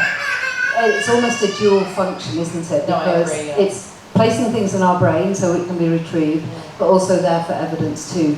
So what would be your first business then that you set up? So 16 years ago now in Dubai, I set up the modelling and events agency. And it's gone from strength to strength. I mean, Dubai is the perfect place for events, right? And when we did have the 2 crashes, I think the first thing to go, unfortunately, was the flowers, not the hostesses or the hosts or the girls. So it runs itself pretty much now, and that was the first business I had. And if we're looking at 16 years when you started with the modelling agency, how have you seen a difference between the models that were coming through 16 years ago to the models that you're seeing now? Is there a difference? How would you say that has changed? Honestly, I would say it's probably work ethic from back in the day. 16 years ago, I'd say that they were a lot more hardworking, a lot more. I mean, it's very stressful because you can't really always rely on other people to be on time or to wear the correct uniforms. But I would say that the work ethic and the kind of mindset now of the young girls that are coming in or the young guys is just very laid back and very kind of blasé. Whereas before, I definitely feel like they valued their work and their time, and they appreciated where they were, but probably less so now. Which is also quite interesting, because if you think, years ago when we first went off to university, that would be the first time, or wherever it was, that would be the first time we had our own bedroom, whereas children today, they have everything, like this incredible bedroom, and again, it's like we are making life very easy for our children, and so finding that work ethic, how do you think we can do that, particularly you now with 4 children? Would you say that seeing the children, the the people that you're working with now, just as an example, not just in the modelling agency, but can you see things that you would like for your children not to have when they are in the workplace? Yeah. Has that become clear to you, and are you starting to make changes at home, for example? Yeah, I think it's a huge thing, you know, is what they're doing in schools now, like teaching people, the children about bank accounts and things like that. Like my 11-year-old, he's like, his worst subject is when they talk about how to kind of get on in life and open a bank account and things like that. And he's like, well, you know, when am I going to do that? I'm like, soon, like probably 5 years' time. But I think it's really important when you have children for them to mirror what they see, and which they do, but to teach them the value of money, the importance of hard work. And our children here are so lucky, and they're so, sport's probably not the right word, but you know, they have a lot more than, you know, I did when I grew up. And I think it's teaching them the importance, the value of things, and especially gratitude. I think that's a really important thing to drum into them. And again, you know, as part of the sleep work, what I will often do with children who are 3 years and older, I will encourage them to do the 3 questions. And these 3 questions is an exchange between the mummy or the daddy and the child. And those 3 questions are, you know, what was the worst thing that happened in your day today? So get the negatives out of the way first. Or what was the tricky thing, as Gemma says with her little boys, out. So that was the first question. The second question, so what was the best part about your day? And then the third would be, and what are you looking forward to most tomorrow? And very often the parents really feed back to me that the children had no idea about their day. They had to make all these assumptions. I know Gemma's little boy realised that Daddy's day was actually quite boring. And yet in his mind, like, he goes off and he has this amazing day and he does whatever he likes. But it is really important for our children to have that. And that, I think, the younger that we can give that to our children, and that's what it is that those 3 questions of gratitude, and for them to bring that in as they develop and grow. Yeah, I love that. I'm going to use that. I don't use that. That's really good. So I think they copy everything. Like my 2 eldest boys, they're really trying to hustle and like start businesses and, you know, just anything to get money from me really. But it's nice to see that they see me and my husband working and doing, you know, as much as we can, and they're trying to do that as well. They've got, you know, the same mindset, which is nice. And I think, you know, talking about somebody else I know who is this very, very, very famous, successful woman in business, and she has a daughter of 13, and they were recently in New York, and she was asked, her daughter wanted to come to some huge event, and she said, you've used up all your money, I'm really sorry. You're not going to be the heiress that is going to take over here, so you're going to have to work for it. And so she spoke to someone who was, well, I know she's 29, and said, she's going to be your boss for the day, and I'm going to get feedback. And she made her earn her money, because it is, we have to look at helping our children understand, because they are in the world now where we hand out a card, and as far as they're concerned, money does grow on trees, and yet they don't see everything that went behind that. So I do think it's harder than ever for us to be that role model to our children and explain to them that it is hard work that's going to get to you where you are. Yeah. But also, I think now we're in a better place for balance, where, well, some places we are, a better that we don't have to work 60 hours a day and absolutely be exhausted. Has your, and I'm quite certain because you now do have the 4 children, has your work-life balance had to change, or it hasn't? No, I'm a true believer is when you have children is that they fit into your schedule and your way of life. And I think, you know, what's one more? No, I think that like I said before, it's planning, you know, preparation and priorities. And I do, if I have to get up an hour earlier in the morning to get all my things done before, you know, they finish school, or where it's their time and it's mummy time, then that, you know, so be it. So it's just about prioritizing and planning your day. And do you think that can be learned? Because from what I'm hearing from you, it is about the planning, and you have a brain that is actually very organised. So do you think it can be learnt, or do you think it is very much part of you? I think it's very much part of you. Same as, you know, when I get asked, can you learn how to be an entrepreneur or a businesswoman? I think it's definitely something that's inside of you. Can it be learnt? I mean, I'm sure it can. So, again, it was almost like a trick question, because I think you're modelling that to your children about the organisation, about the, you know, the planning, and children do what children see. So I do believe that they will go on and be those entrepreneurs, but do it much more efficiently because of what all those things that, almost like that scaffolding that you have given them. So again now, if we're looking at you in the workplace and taking that very first step to start your business, how were you brave enough to do that, or did you feel that you were being brave? No, I think it was something that I've always, you know, again, it's inside of me to be an entrepreneur, to start businesses. I started working when I was 16 years old.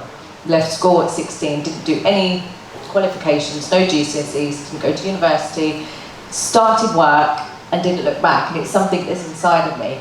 But when I started a business, I mean, it's funny because people say, do you ever stop and look back at how far you've come? And you don't, you keep going, and you know, what's next, what can I do next? So to start my business, I just jumped into it.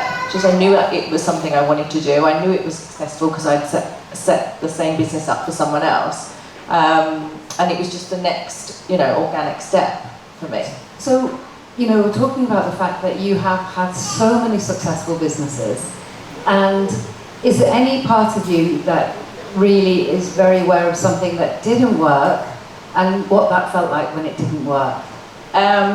I mean, lots of things didn't work, and still to this day, I think in bad investments. I invest in other female or male businesses that I'm passionate about, or that I have, you know, a connection to in some way, and just learning from the bad investments and kind of making sure that I don't make those mistakes again. I think the feeling that you get from that is, you know, a bit of failure, but it's how you come back from that that's most important. You know, dust yourself off and get back and do something, you know, learn from it, but not to let it hold you down for too long.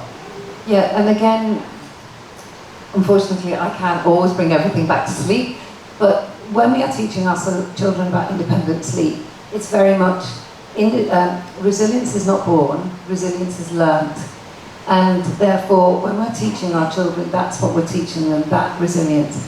And I think, you know, that's what we need to be working on as well in terms of resilience. And if we're looking at mindfulness, there's another really wonderful stat about how it makes us 38%, some study, 38% more resilient when we are more mindful. And it doesn't matter how we see that mindfulness, what that practice is, that is unique to us. So with where you're going now, where do you see that your business is going to develop, particularly post-COVID, because that clearly impacted all elements, but where do you see it going? I think for me, my most important business and what I get the most out of is the business mentoring. So for me, I see that growing a lot.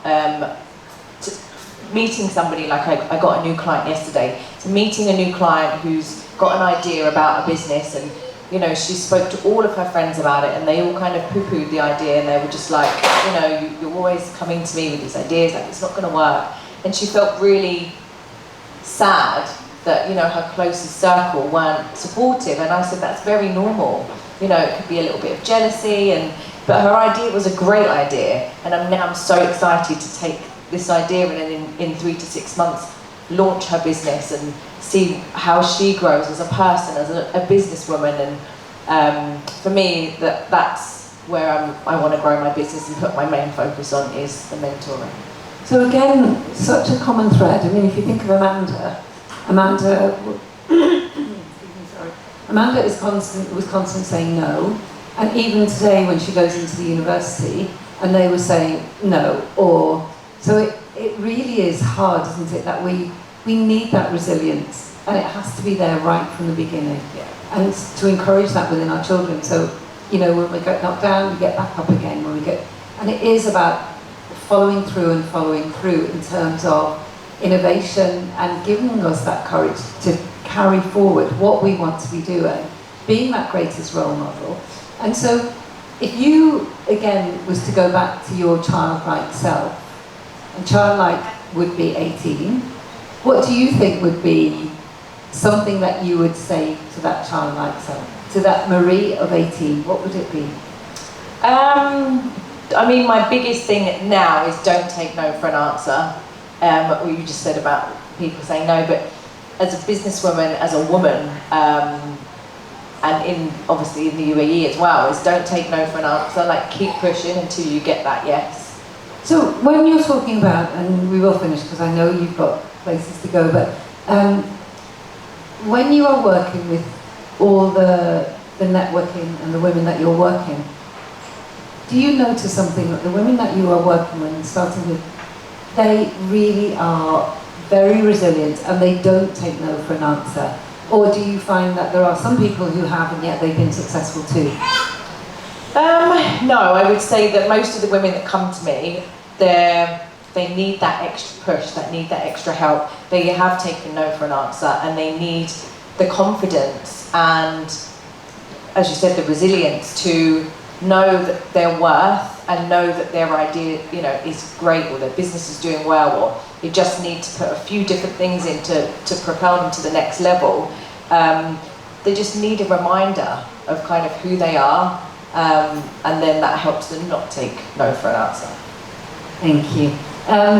So I would, if anybody else, has anyone a question that we can ask Marie in terms of starting her business, anything at all?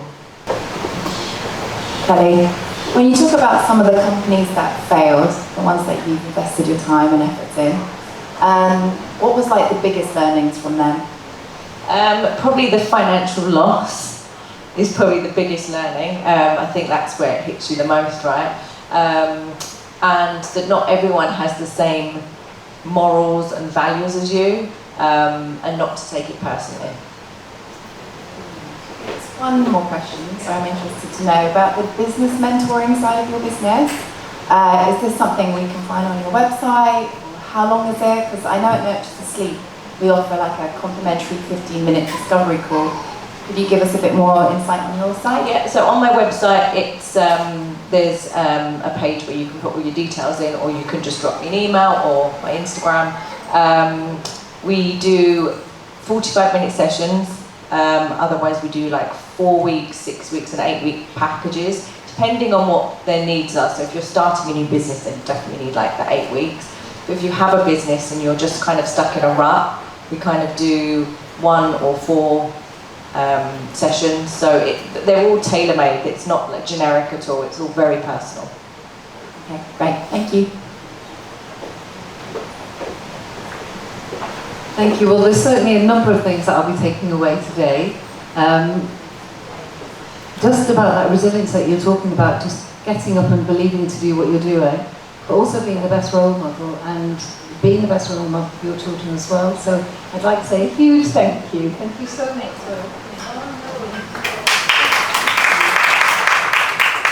Sandy.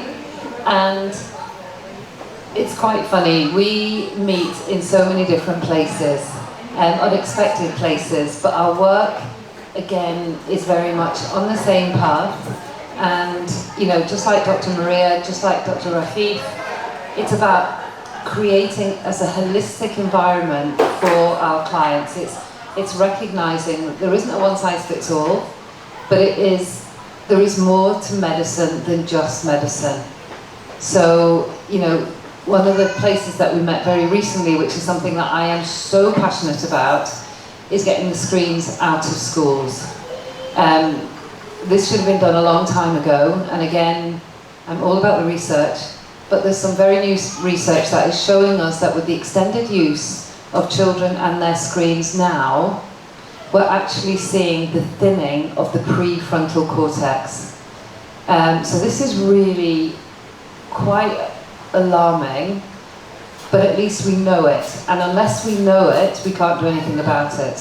So this was one of the topics that we met again.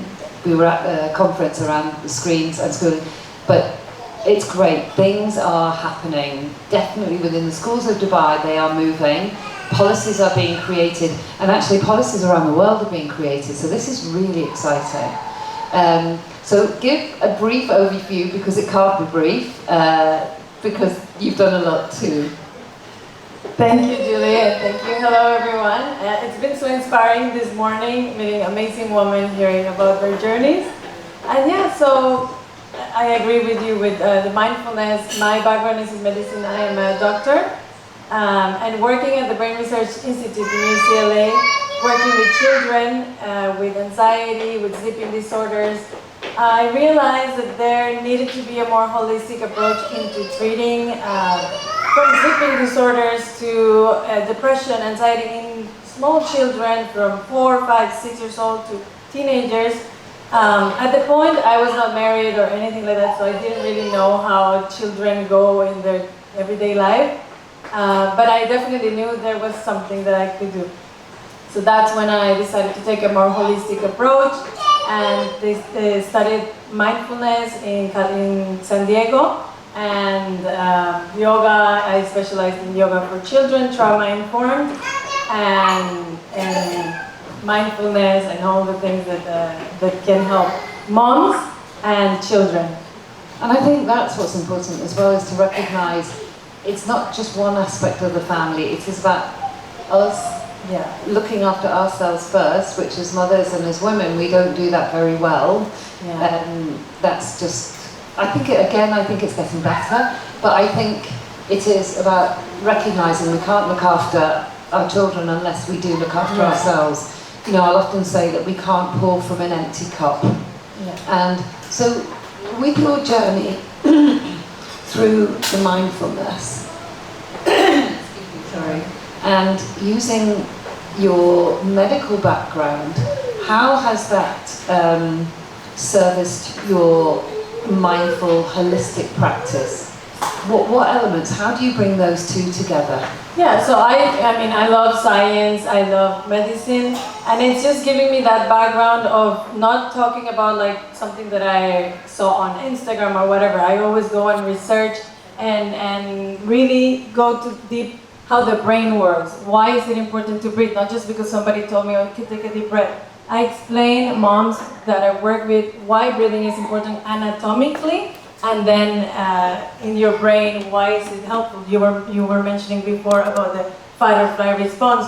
All these things, so the families that I work with, they understand that it's not because I'm telling them, take a deep breath and that's it. Like they realize that there's science behind it and that it really helps. You mentioned before, like when somebody tells you why is it important, then you kind of like agree and you say, yeah, if somebody tells me that my brain is doing this or my lungs are doing that, like then I understand and most likely I'm going to use it. So I use this, pair it with science so that it's more reliable for families, for parents, than just like saying. So with the program that you have developed, can you explain or expand a little bit about the program? Yeah, so for me it's all about, I call it sprinkling mindfulness throughout the day, because I know we are all busy moms. If you're working, if you're at home, I won't ask you to sit 30 minutes to meditate. It's almost impossible, especially for beginners. Like, what? 30 minutes with me? So for me, it's all about like sprinkling mindfulness throughout the day. Amanda was mentioning before, having that cup of tea in the morning, and you were agreeing, like, yeah, that's mindfulness. How you do it, it's important. Of course, put your phone away, but what else are you doing? Are you looking at the cup? What color is it? Is the cup feeling cold or hot? Maybe feel the wave. So you're fully present using your 5 senses. How does it smell? Before taking a sip, are you touching the liquid with your lips? Is it hot? Is it cold? So that's being mindful, and like that you can use like, I don't know, 15 minutes, 5 minutes, as long as you want.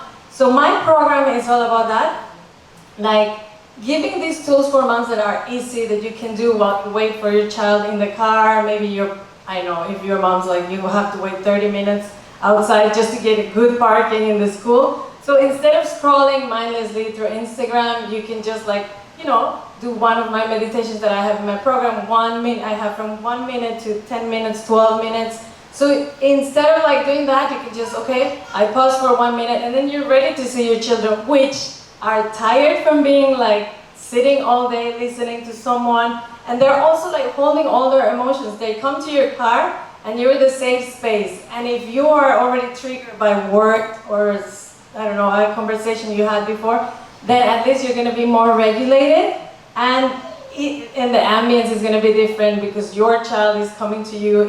You are the safe space, and if you're not regulated, then that's going to explode. So for me, it's just about giving moms and kids tools, because there's also children's meditation. I wish I could remember who it was that said it, but I remember, and this was when my children were young, I remember reading somewhere, the greatest gift that we can ever give our children is time. Yeah. And I actually think it's the greatest gift we can give one another, not just our children.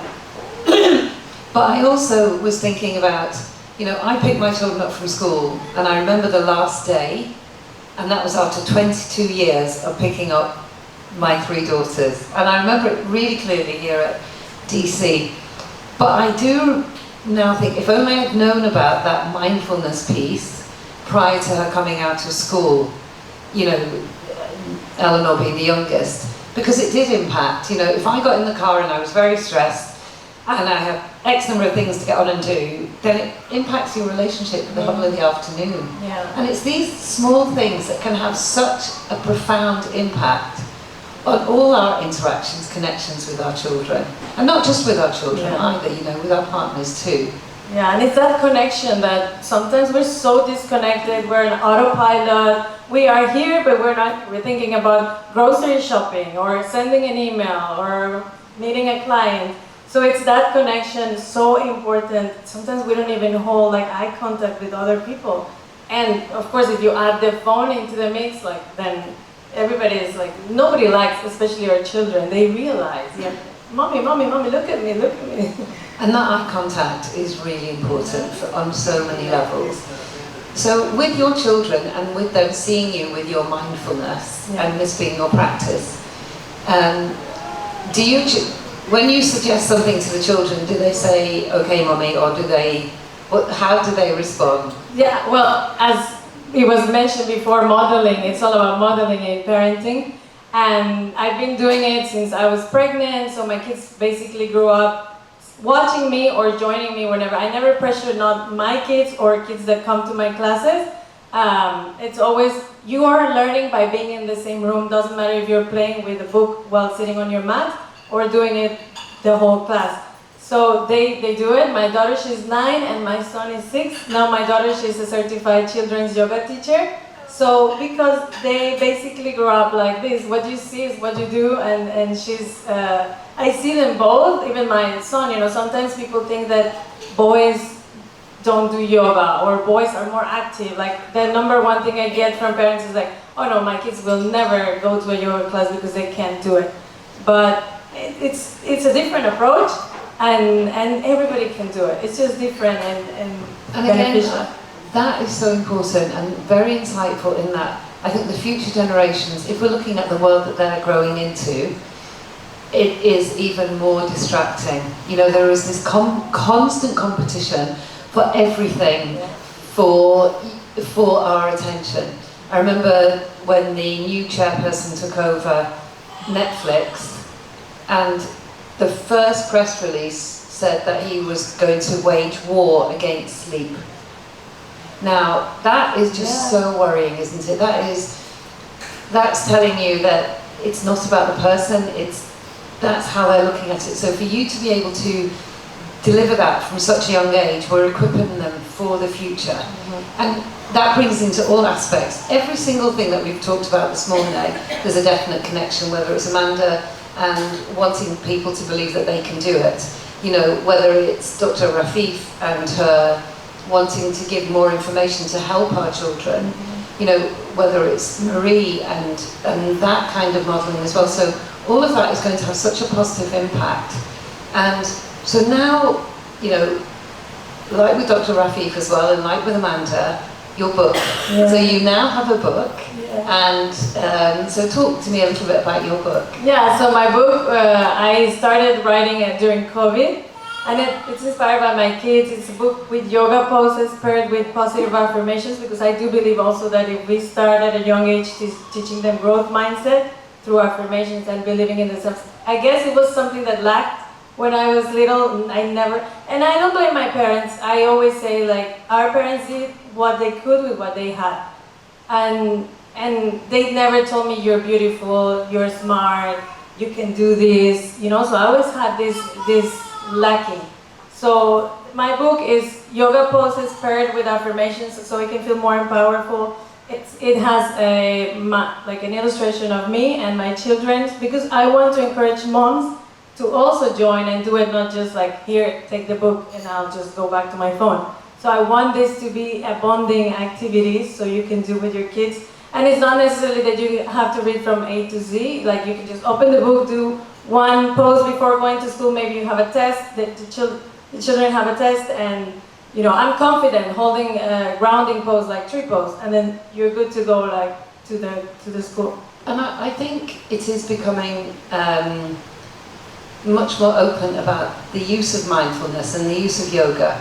If I was looking at the last conference that we were both at, there was probably, 150 people in the room? Yeah. So it was 150 people in the room, and you did a breathing exercise, and everybody did it, and it was a whole range of people, ages, from students to people like myself, but everybody did it. So everyone is open if we present it in a way that is non-threatening, and we present it in a way that as safe as it can be. So if you look about, again, you know, where you started off in medicine and in the medical school, and look now at your practice, and what you are delivering within your practice is medicine. Yeah. And do you feel that there is a change in how medicine is being presented? Do you think we can begin to look a little bit more positive? I love this question. It's amazing because there is more, of course, more research, there's more background. Now I am board certified in lifestyle medicine, which is a branch that maybe you haven't heard of, but it's using even your expertise. It's 6 pillars. One of them is sleep, the other one is stress management, community, nutrition, movement, and substance abuse, or like alcohol, not necessarily drugs, but cigarettes and stuff like that. So we treat all of these things in order to treat chronic conditions like diabetes, like hypertension, or like if you're anything cardiovascular. So it's using all these because sleep is important, nutrition is important, all this. So medicine now realized, because back in the days in med school, I'd never heard of, I had like one course of nutrition, but not really like, okay, if we focus solely on nutrition, then you can treat diabetes. Like, of course, there's some situations where you really need medicine and it's amazing, but some other things, it's just the lack of time. You rather just drink a medicine than eating healthy and cooking for yourself. So it's just about that lifestyle that you realize, okay, if I sleep as much time as I need, then maybe I'm not going to be as stressed. But what do we do? Just take a pill. I do think the world is waking up that it is so much more than the pharmacology route. And I think for so many years, because things were really needed, but now we have got so many other elements that are going to help us be the best version of ourselves. I think there is, I don't know if you heard of David Sinclair. So David Sinclair is somebody who talks about longevity. He's a university graduate and is a lecturer at Harvard and Stanford as well. And he talks about how we absolutely are looking to be around when we are 100, he thinks 120. Now when he talks about being 120 years, he's not somebody who's thinking about sitting in a wheelchair and being spoon-fed. He's talking about somebody who is going to move and is going to do, you know, all these different races, Ironman, and intellectually be just as bright. So I think there is a definite shift in how we are looking at our health, and it is very much, you know, not just about our lifespan, but very much about our health span. And I do believe that mindfulness is a really important part of that jigsaw puzzle that we are really looking towards. So when it comes to mindfulness and with the children and schools, do you feel that you can, are you going into schools now? Are schools wanting you to come in and see you as an important part of the education system? Yeah, and I love it because I'm Mexican, but I lived like 15 years in the US before moving here. I didn't know what to expect. I'd never been in the region, so I was like, okay, maybe they're gonna think like yoga and mindfulness is like woo-hoo or something like this. Everybody was so open. I'm going to schools, I either read my book, or I do assemblies for children on stress management, managing their emotions. So it's very, I love how everybody's very receptive of this, and schools, any religion, because it's not attached to any religion, it's just being present in the moment and enjoying whatever you're doing. So if you teach this at a young age for children, they're gonna grow up doing this. Children, naturally, they are mindful. It's just that, unfortunately, we rob them this, where if you walk with them, they stop and they hold a rock and they're gonna look at it, feel the temperature, the weight, but what do? Okay, let's go, we have to go to the doctor, we have to go to school. So it's something that we do it unconsciously, and we're not mean doing it, but if we stop for 1 minute and do it with them, it's different. I'm smiling because I often say to my parents about children are in the here and now. They've got both feet right in the ground of the now, and that's why very often, particularly with our toddlers, you are really struggling because they see a door that's open, they see, and I'm going for it, whereas we as parents catastrophize and we go to the worst case scenario.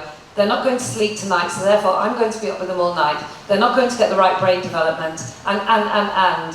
Whereas the child, they're just now. Yeah. So that is really fascinating, saying about children are very present. Yeah. And it is, unfortunately, all these demands that keep pulling us out of where we need to be. So on just a normal day for you when it comes to mindfulness, how much of your day would you say that you spend in mindfulness? And what happens when you don't meet that need of yours? What happens there? We do have a rule at home, like in the morning, we always do a meditation. Sometimes my husband joins, sometimes not, but my children, they do. I ask them to play whatever meditation they want, so I give them kind of like the authority to do whatever they want. Each of them have one day. So we start our day like this. This is my number one rule. For me and my husband, we cannot check our phones. We need to at least, and I will give you this as a homework, 3 deep breaths. It's all I'm asking, and then of course you will increase. And maybe next time I see you, you will be saying, oh, I did 10 deep breaths. And like this, it's just about starting, and this is number one rule, bedtime as well. And throughout the day, as I said, while I'm waiting somewhere, of course I'm not gonna be doing like a headstand and everybody looking at me, but I just close my eyes. There's things that you can do without nobody noticing that you're doing it. Sometimes you're shy or whatever. After dropping my kids to school, I always go to the beach. 10 minutes, that's it, in and out. Even if it's hot, it's just my me time, And so these are the things I do, again, kind of bite-sized sprinkle, and it's non-negotiable. Other than that, while I'm cooking, I do what I was saying about the coffee, you feel the texture of the vegetables. So everything what you do, you can do it in a mindful way. The easiest way, using your 5 senses. So remember to look at it, smell it, touch it. I forgot. The 5 senses. Taste it, hear it. So this is the easiest way that you can practice mindfulness. You're in the present moment, and it's telling your brain you're safe. There's nothing because you're literally using all your senses to make sure that you're grounded and you're safe. Maybe you had a phone call and it was a disaster, and your brain doesn't realize it's because this didn't go well on your business, or there's a lion chasing you. So if you do all these things, you're telling your brain, oh, there's nothing. And I think we underestimate that element of feeling safe, really underestimate it. I had an adult sleep client recently, and he's very, very senior within his workplace, and I asked him, what's on your bedside table? And he looked at me as if it had 3 heads. And he said, books? I know. So what books have you got on your bed? And they were all about power and management and, you know, the 3-minute, all of this. And I said, I want you to remove them. Because as long as they stay on your bedside table, your brain is almost being triggered and in that fight, fright and flight. So the brain feeling safe is such an important component to any of these elements that you're talking about. Wow, and these are things that we don't realize, like how a book can impact even just reading. Because yeah, you're right, if you're going to sleep, you don't need to be thinking about like selling more of your product or whatever. Yeah. No, it's that sense of safe is really important. Gynaecology books, yes, that can go out of your bedside table. And it's just things that are enabling us to have that best sleep and to be present and to be in that moment. Yeah. So where do you see your business going now? And because thankfully we are in a good place where mindfulness is being more accessible every day, I feel, and it's being, people are accepting it more. So we've got the acceptance and we've got the openness more. Where do you feel that your work needs more? Yeah, so I definitely see it's everybody's accepting more. I remember during COVID, I was teaching yoga for kids for free on Zoom. And as I said, I'm Mexican, so from the US, I was living in LA, so I had like maximum amount of people joining, like 100, I think it was for the free Zoom calls. And then in Latin community, I had only 3. So I could see that for, you know, yeah. But now I have more people, because of course it's been like 4 years, or I don't remember. So now more people are more curious about it. You hear more research, more benefits. So this is definitely a good thing. Schools are more open to teaching these families. But of course it needs to start with parents for everything. So it's all about, like, for me, it's going global. My membership is online, so I can reach anyone. It's on demand, so nobody needs to be like signing up at a specific time. So I think this is the right moment for people to start doing this. And although, you know, we often say about the science of this, and, you know, I think the science, the more we know about the science of mindfulness and meditation, that's actually going to be helping it to be more accepting as well. Because we need to know why we're doing something. And I think in the world that we're living, if there is the science behind it, now it's not to say that we need science for everything, but if it can help to make sense, then we are going to be much more open to using it as well. So I think it's recognizing that both of the things are really important, both the science and the practice. That's also very important. But it is more than anything is modeling it. And we have to model. Children do what children see. And so if we want to equip our children with tools for the future, because that is what's going to keep them safe, and they can take a step back. Again, there's a story recently of a 25-year-old, it was last week. She worked for Ernst & Young in India, and she suffered a really terrible breakdown. And I think it is that the world is so fast, and we have to equip our children, because we're not preparing them for the outside world.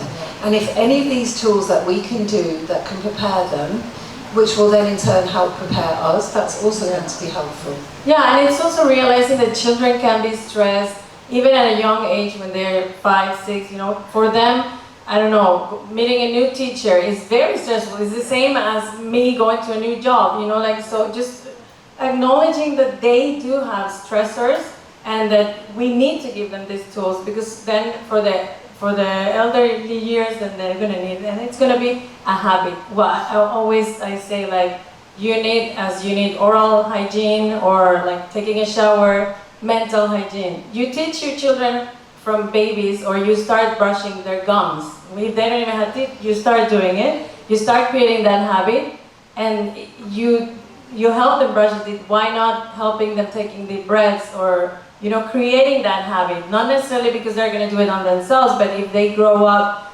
doing 3 deep breaths in the morning, then for them it's going to be like brushing their teeth.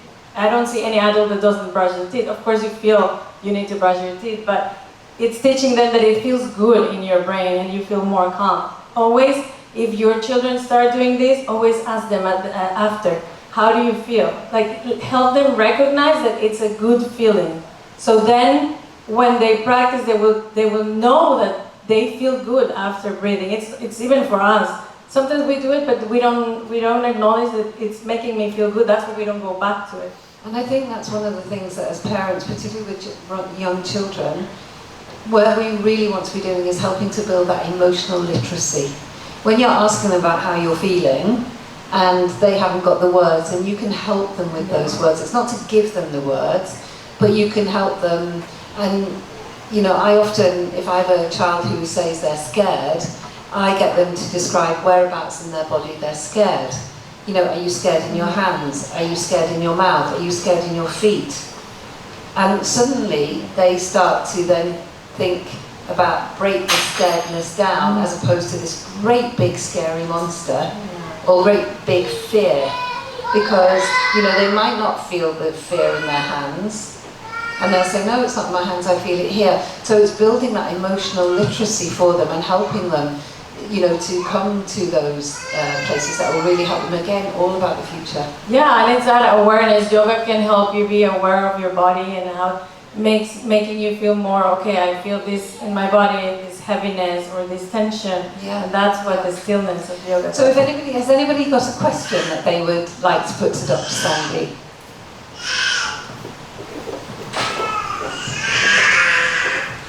Thank you very, very much. I was taken away from the content and also your energy.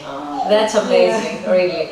So now, I would like to add that what you're doing is very, very important in our days, because I do believe that we don't live a human life. And also the expectation that we have from ourselves is enormous. And also there is something which I see in my patients, in my every age actually, and I see also in my son and in the children. I think many people are suffering from ADHD. Either is it diagnosed or not diagnosed. Maybe not the official ADHD, but some sort of.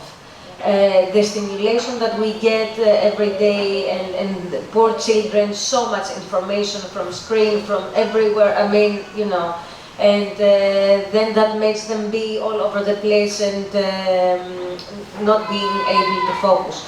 So have you seen from your experience how mindfulness yoga helps with children who are not, and also adults who are not able to focus, how they get focused later? Yeah, it's definitely very beneficial for children who have or don't have, but also for children in the spectrum. Because again, it makes them feel safe, it makes them become aware. Sometimes they don't even know what they're feeling, it's too much for them.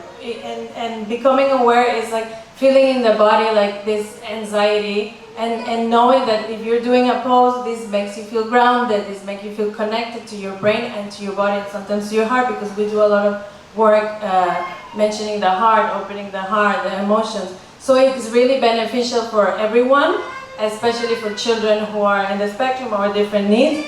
And it's just about, you know, like knowing that you have a tool. That safety of children that know that I'm having a test, but I can take a deep breath.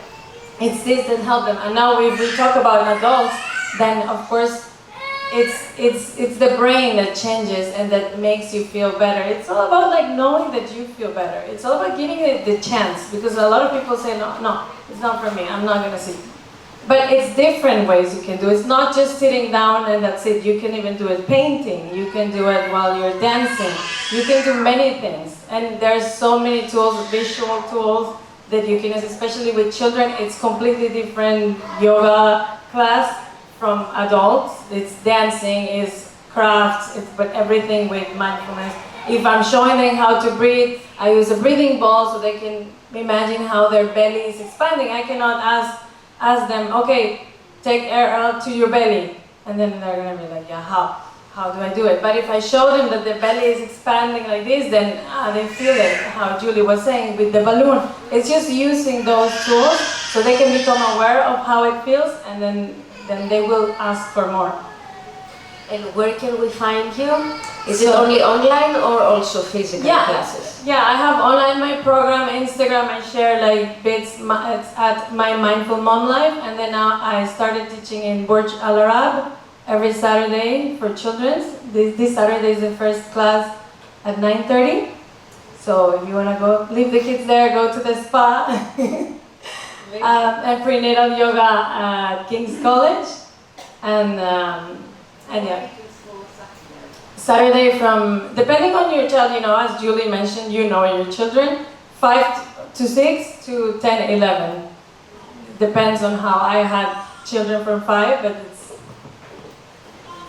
So, I know you are primarily working with children, but again, going back to the ADHD, we know now there's a number of studies that are showing us with women who are going through menopause. It's much more highlighted. The studies are really showing that. It's really fascinating. So again, and worrying in many respects, but at least we know, so we can do something about it. Before we didn't realise, and now. What would be your advice to a woman who is going through menopause, for example, and her brain is so active, and sleeping, of course, will be an issue, but how do you think that mindfulness could help her? Yeah, mindfulness, but specifically targeted to self-compassion.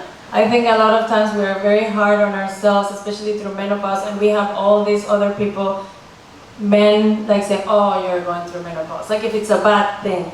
But it's normal. We don't see it as a normal thing from our body, and everybody goes through changes, even men, andropause, but nobody talks about it. So why are we targeted? So I think, meditating, breathing, mindfulness, but also with self-compassion. Self-compassion helps us accept it with grace, that it's part of our normal body changes. Also, of course, we see our bodies different. So seeing self-image through mindfulness and accepting through affirmations, my body is going through changes, but my body, that's what my body does. Like repeating these things to your body to accept that change is going to make you feel better. Of course, it's hard sometimes to see yourself in the mirror and say like, I'm beautiful, when you have all this negativity in your brain. So the more you practice, maybe start by feeling gratitude for your feet, not specifically your areas. I hate my feet. Okay, let's do the hands. Don't focus on the areas that you don't feel comfortable. Start with the areas that you like, so you're going to feel better, and then you can go to the areas that you feel less comfortable, and don't say like, I love my belly. If you don't love your belly, saying it's not going to make you feel love your belly. But I'm grateful because I carried my baby, and find different ways to feel that gratitude, accepting with grace, and then you will feel better. Because a lot of times it's just all the society what tells us. We should feel good about having menopause. It's part of life.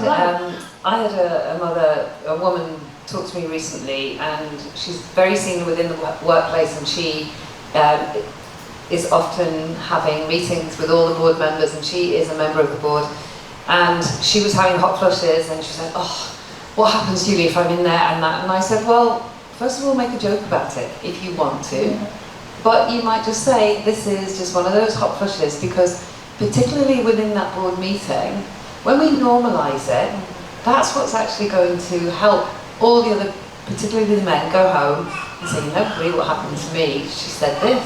Good, because this is a very normal part of what the changes that we've got.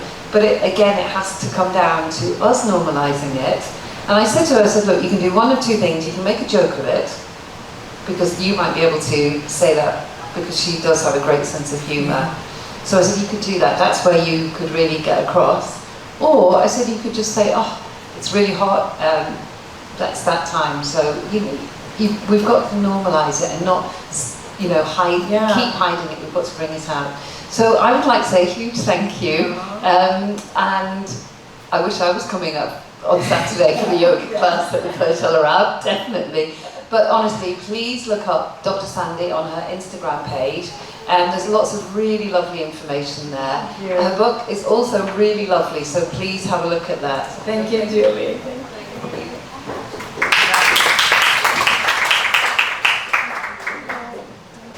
Yeah, okay, so that makes my education sound really grandiose, which I really don't think it is.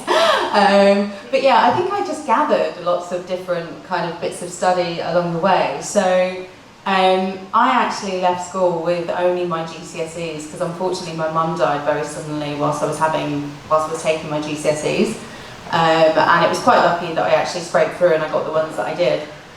And I really wanted to go to university, but I tried to study my A-levels and it just didn't really work out. So it was always a bit of a sore subject for me, but I was always quite I guess very gun-ho. And I started to build my career initially in sales, and I went into recruitment.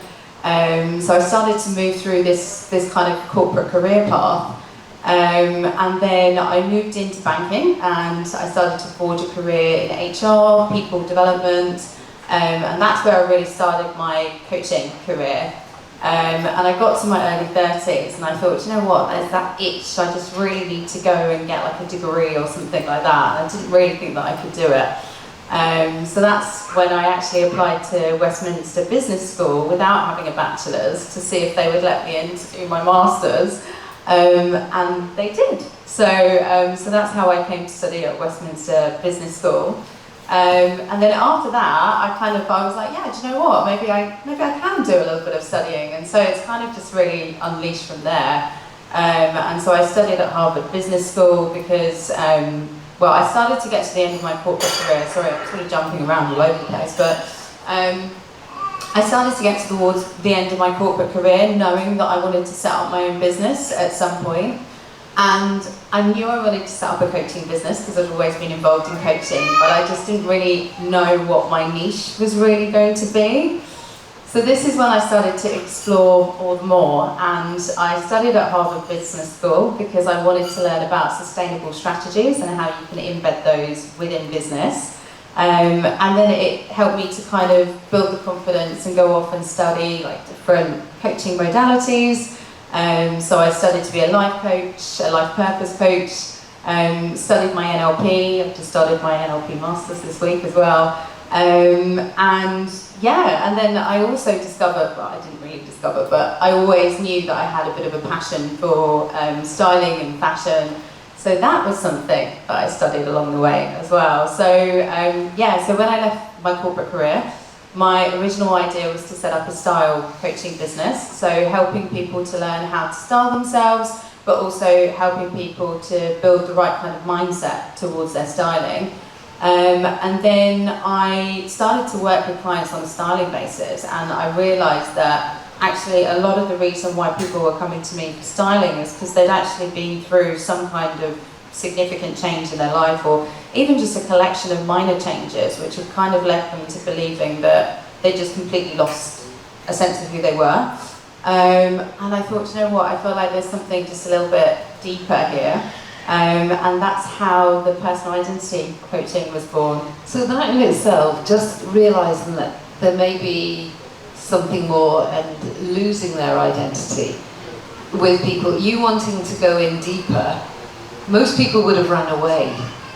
What do you think it was that wanted you to explore it, and why did you think that this is something that you could help that particular person with?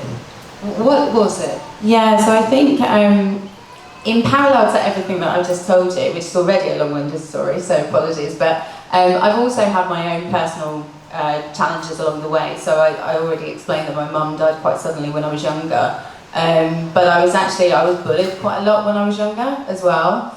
And I'd also then gone through various different things as an adult as well, where I got divorced, I moved to Dubai, and I kind of felt like at the same time I was kind of awakening to the sense that actually I've gone through all of these different changes, and every single time my own sense of identity has been questioned. And even as young as 5 years old, I think my identity was questioned, because that was the first time I was really bullied. So yeah, I think that was another reason why it helped me to kind of really develop a passion for wanting to help people, and for wanting to help people to reconnect with who they truly are.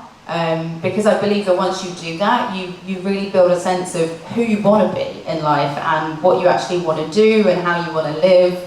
and you start to kind of live and breathe by your own values, really. But listening to your story, there are, again, so many elements. When we're thinking about, you can remember being 5 and being bullied. I think as a parent, you suddenly go into that, oh my goodness, that is because as a parent we always want to protect our children, but of course we know we can't. But you've had quite a lot of adversity, and yet there is a calmness about you.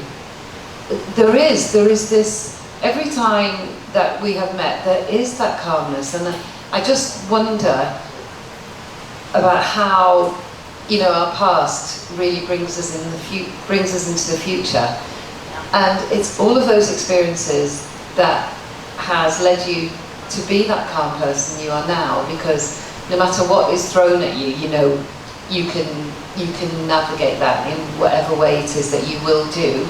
And without those experiences from the past, you may well not have got to this place. So I think it's about not being frightened as well of all these different experiences. I think so, but you know, I think I'm a lot more mindful now in latter years than I was ever before, and I think, you know, a lot of the things that I talked to you about in my earlier life, I actually just threw myself into them because I was determined that I was going to build a good life for myself, and that was more out of determination and maybe even fear of not being able to do that, which meant that I didn't necessarily back myself either. I thought the microphone had gone on. Yeah, I didn't always back myself, but I think becoming more mindful in latter years and really digging into, you know, why was I lacking that sense of self-faith and self-worth and self-confidence, has then been able to bring about instilling that kind of level of confidence, if that makes sense. So it didn't start off the right way, but it definitely led to a stronger place in that sense. And I think sometimes we do need to be reminded of that, because it's like Dr. Sandy said before, in that, you know, she doesn't blame her parents, you know, they did the best at any given time. But I also do feel that at some point we do have to take responsibility for ourselves. And yes, you know, things could have been different, things could have been better, but it really does come down to us. And I do think that, you know, your courses, for example, having that education, even though you didn't go through what would be the traditional route, it was actually a much better route for you because you chose it. Yeah. You know, you chose to go to Harvard and the Westminster Business School. You chose those things, and therefore you're much more likely to get things much more out of it than if you kind of found yourself in that place at any particular time. So I'm intrigued to see, was there a difference between the teaching, say, at Westminster and Harvard? Would you say there was it a marked difference? Was it a different approach? Was it? It was a different experience because Harvard Business School was online and it was entirely self-learning. So yeah, it was a different experience. And I guess the course that I was studying with Harvard was, you know, I think it was 2 to 3 months, something like that. Whereas my master's was 2 years and I was studying in person. So yeah, it was a very different experience. I think how I applied myself to my master's in comparison to how I would have done when I was a teenager going to do my bachelor was very, very different as well, because you're also talking about the fact that things happen to us at the kind of right time. Yeah, I think I've responded very differently as a 32-year-old or however old I was when I was doing that degree. But yeah, the two schools, they were quite different learning experiences. So yeah, I don't know, apart from that, how it would differ, if that makes sense, yeah. So again, you know, we've talked about the importance of mindfulness, and it's a thread that's run through every discussion that we've had this morning. Now, where you are within your business world, where does mindfulness sit in? How important is it? Yeah, I mean, it's extremely important. So I think, you know, I talk to my clients a lot about different mindfulness practices. And in NLP, so one of the things that I work on as a coach is to understand limiting beliefs. So these are the beliefs that we build about ourselves that typically are holding us back, and they're based on events and experiences that have happened to us when we were younger. And that's hard, actually, to figure out exactly what that is connected to.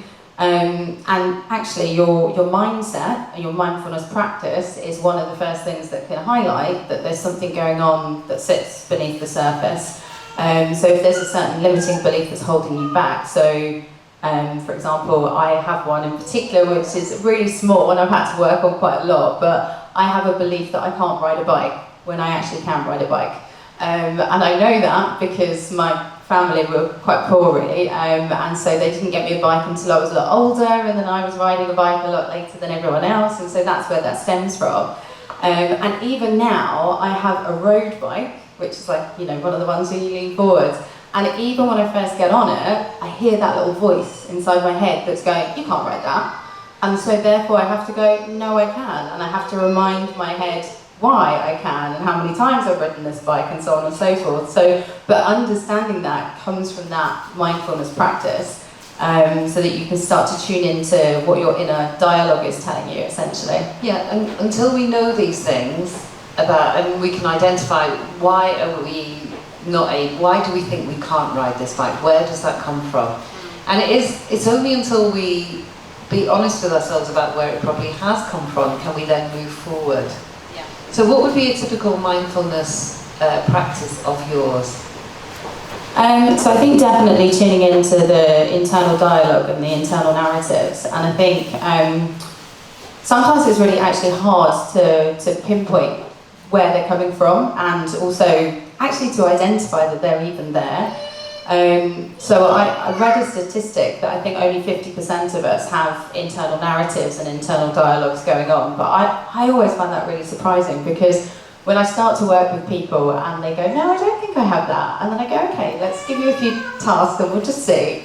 And I was exactly the same. I didn't think that I had much of an internal dialogue either. And then when I started to journal about it, I was like, wow, I'm actually telling myself some really negative things, and I'm really setting myself up so badly for, you know, whatever it is that I'm walking into. So yeah, definitely getting into the habit of putting in place some structure around listening to yourself. So however, you know, that works for an individual, I find that journaling is one of the best things, and actually journaling at specific times so that you know that you're going to actually put it in place. You can reflect back and you can think about how you spoke to yourself in a certain situation. And also, I mean, trying to be as present as you can in every single moment, because that's when you cling on to the thing that you're saying. That's when you really notice it, and it's like, oh, wow, why am I saying that to myself, you know? And that's actually one of the hardest things within our world today, is that we are so governed by the phone. This phone just is demanding of our attention, and that's what it was built for. You know, even the makers of Apple, and they are now saying that it is such a monster and they wish they hadn't brought it into they've the just world. released another one. Yeah, they have, but it is demanding, and it's trying to find that, you know, that strength and that courage. And it is about starting small, isn't it? It's about exploring these places. Interestingly, about the inner dialogue, when I'm, again, working with families, and I had one family, and the mummy woke up in the morning and she said she was heartbroken because she saw her little boy, who would be about 3.5, and he was talking to his 3 teddies, and he was saying, it's okay, don't worry, go to sleep, it's okay, don't worry. And the mummy was heartbroken because she thought, is that he's not crying out for me because he knows I won't be there for him. But I really was able to give her an example of, this is this little boy's building of his EQ, because that's his very first encounter of that self-talk, that when he is feeling overwhelmed, or when he does feel something, that he knows he can rely on himself in a good way, and just really make sense of what was going on in that moment. And honestly, the way I said that to the mummy, the way she received it, it was almost like an aha moment. But if I had replied, oh gosh, you know, he was probably upset and that, then she would have taken on a completely different perspective. So that inner dialogue is so relevant. Yeah, absolutely. And when you notice it, when you catch yourself, how you're talking to yourself, it's important to kind of understand why it is that you're saying the things that you're saying, because it could be, and it probably is, connected to something that's holding you back, and there's a belief there that needs to be worked on. You can start to work on reframing straight away, and I always like to build affirmations. I know we were talking about affirmations earlier, and I like to make affirmations as relevant as possible. So, you know, making sure that you can actually tie them back to a specific belief that you know that you hold. So for me, I have had and still am managing a bit of a fear around public speaking. So I have certain affirmations that I even spoke to myself this morning around the fact that, you know, I am confident, I'm powerful, I'm strong, I know exactly what I'm talking about. You know, these kind of things that I know are relevant to me in that moment. And it really, you know, looking in the mirror and actually saying those things, and it really does boost your level of confidence. But as long as they're, you know, they're relevant to you as well. So again, and it is looking in the mirror. That's the hard bit. That's the really hard bit, to look in the mirror. But it's practice, isn't it? It's more and more practice. That's what's going to give you, and that repetition, so that consistency and that repetition. It is the repetition, because I will do this 5 times, and the first time I say it, I'm like, I'm strong. And then by the 5th time I say it, I'm like looking at myself, making eye contact. I'm like, yeah, I'm strong. You know, and even your voice, and for me, obviously, with public speaking, that's a huge thing. So yeah, it's definitely the repetition that helps as well. Now, does anybody have a question? Because I know your knowledge is huge. So if you have a question, honestly, it's really helpful if anybody has a question.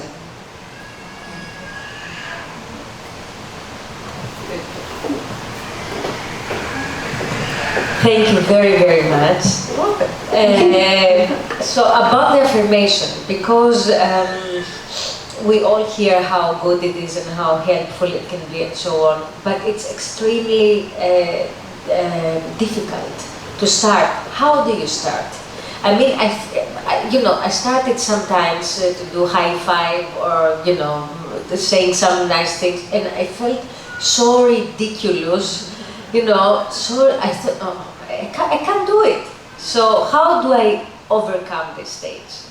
Yeah, I think it's, you know, as we were saying, you start small, and, you know, however you feel comfortable. So if the high five feels really uncomfortable, then don't do it.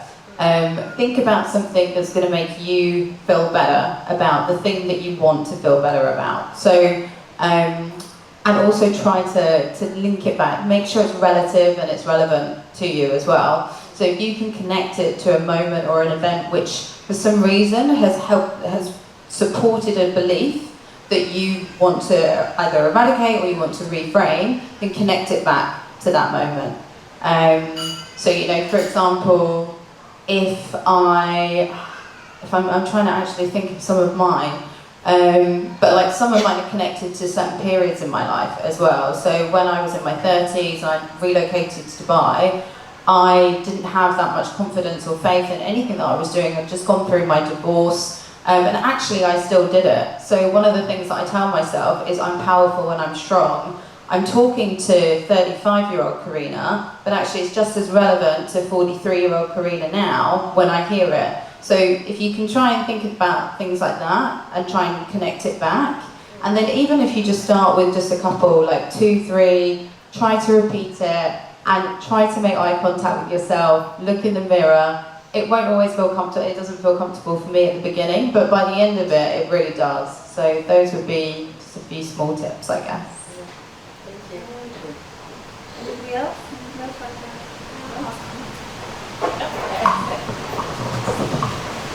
So, identity coaching.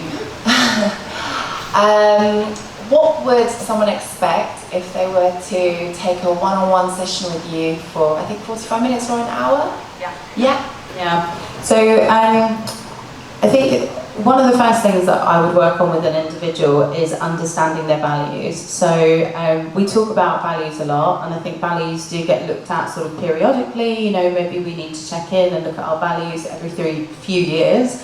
But one of the biggest things that I find is that when I start working with a client, they don't have a clear understanding of their values or how they might have shifted, even in recent months or years. So I talk a lot about values, and I talk about the importance of not just understanding your values, but actually checking in and reevaluating your values on a regular basis as well, because they do really change.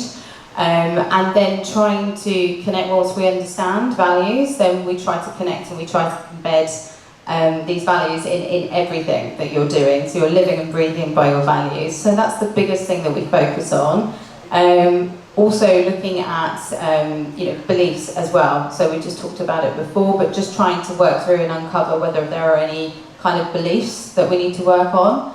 And usually, I mean, it depends on the individual as well. So if someone's gone through a period of change and they know that that's impacted, so that's obviously going to feature very heavily. So it's trying to work through that period of change and reconnecting with the individual that they were, but also bringing every single version of themselves along with them as well. I think sometimes when we go through significant change, there's different versions of ourselves that kind of fall by the wayside. And then you remember the person that you were and you want to get back to that person, but you totally discount everything that you've developed and everything you've gathered along the way and the person that you've become now. So it's kind of bringing all of that together. That was a really long-winded answer. Great, thank you. That's perfect. Can I ask you, what is the difference between what you are doing and psychologists would do? Because, when you go through a difficult phase or a different phase of your life and you feel all these changes and so on, you can also talk with a psychologist, right? But you come specifically for this stage of life where changes are happening and you don't recognize yourself, let's say, or you struggle through the change. So what is the difference? So the difference is that I believe that in coaching you do need to work through some of that to be able to understand what your direction is going to look like. But that's the key reason that I'm working with that, is because I want to help people to understand how they're going to move forwards. And I think that we talked a lot about different distractions, and I think when you're in that state of ambiguity around who you are, it can get very easy in life to be pulled from pillar to post. So, you start doing the things that you don't want to do at work, or, you get pulled in one direction in your business, and before you know it, you're doing something that you don't want to do because you haven't checked in with yourself and you haven't checked in with your values, but you also haven't worked through some of the things that maybe have shifted you as a person, but you're not really connected to yourself anymore. So that's why I believe that level of work is really necessary to then be able to lay out the goals that are going to be right for you and understand how you're going to work towards those as well. And how long does it take usually? So my coaching, it depends really on the individual. So I've had some clients that have gone through like 2, 3, 4 sessions, but then I've got a couple of clients that are going through more than that as well. And so it really does depend on, I guess, where the client is at and everything that's going on with them. But it's not over years, right? So I only started at the beginning of the year. I only set my business up then. So I haven't had anyone that's lasted that long. But no, I wouldn't want to coach somebody for that long. Just because I feel like a coaching relationship, you should work on things until you've got to a stage where you feel like you don't need that coach anymore. And I think sometimes we all need to work with different coaches as well. For different stages of our lives. So yeah, I wouldn't ever envisage it going on for that long. Great, thank you. So thank you for this morning.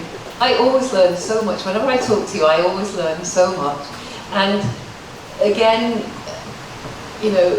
if you're looking at where you are going to project yourself 10 years from now, where do you anticipate? Where would you like to be? Where would I like to be? In terms of the business or as a person? Both. Oh, I'm greedy. Oh, okay. So, in terms of the business, I think my wish is really simple, is just to help as many people as I can to be able to get back in touch with themselves and to start living their lives for them, rather than, other people or pressures and things like that. So to work with as many people as possible, I think I would like to branch out into different avenues as well. So I've just developed an online course where I've fused my styling experience with my coaching experience as well. So it's all about working on your mindset towards styling as well as the technical styling capability. And I think I've always just remained very open-minded. I think I'm just going to continue to listen to what my clients really want and see where the business grows, I guess. I know that sounds really vague and... no, it doesn't. One of the main reasons for asking the question was, you know, to hear about the online courses, because that's something I know an avenue that you really want to be very much involved in and in bringing that. So I'd just like to say a huge thank you. It's not very vague at all. Sometimes we just have to see what the universe brings to us and accept it, and if we are not open to accepting it, then it's not going to come. Yeah. So I would like to say a huge thank you. And thank you for joining us this morning. Thank you for having me. No, thank you.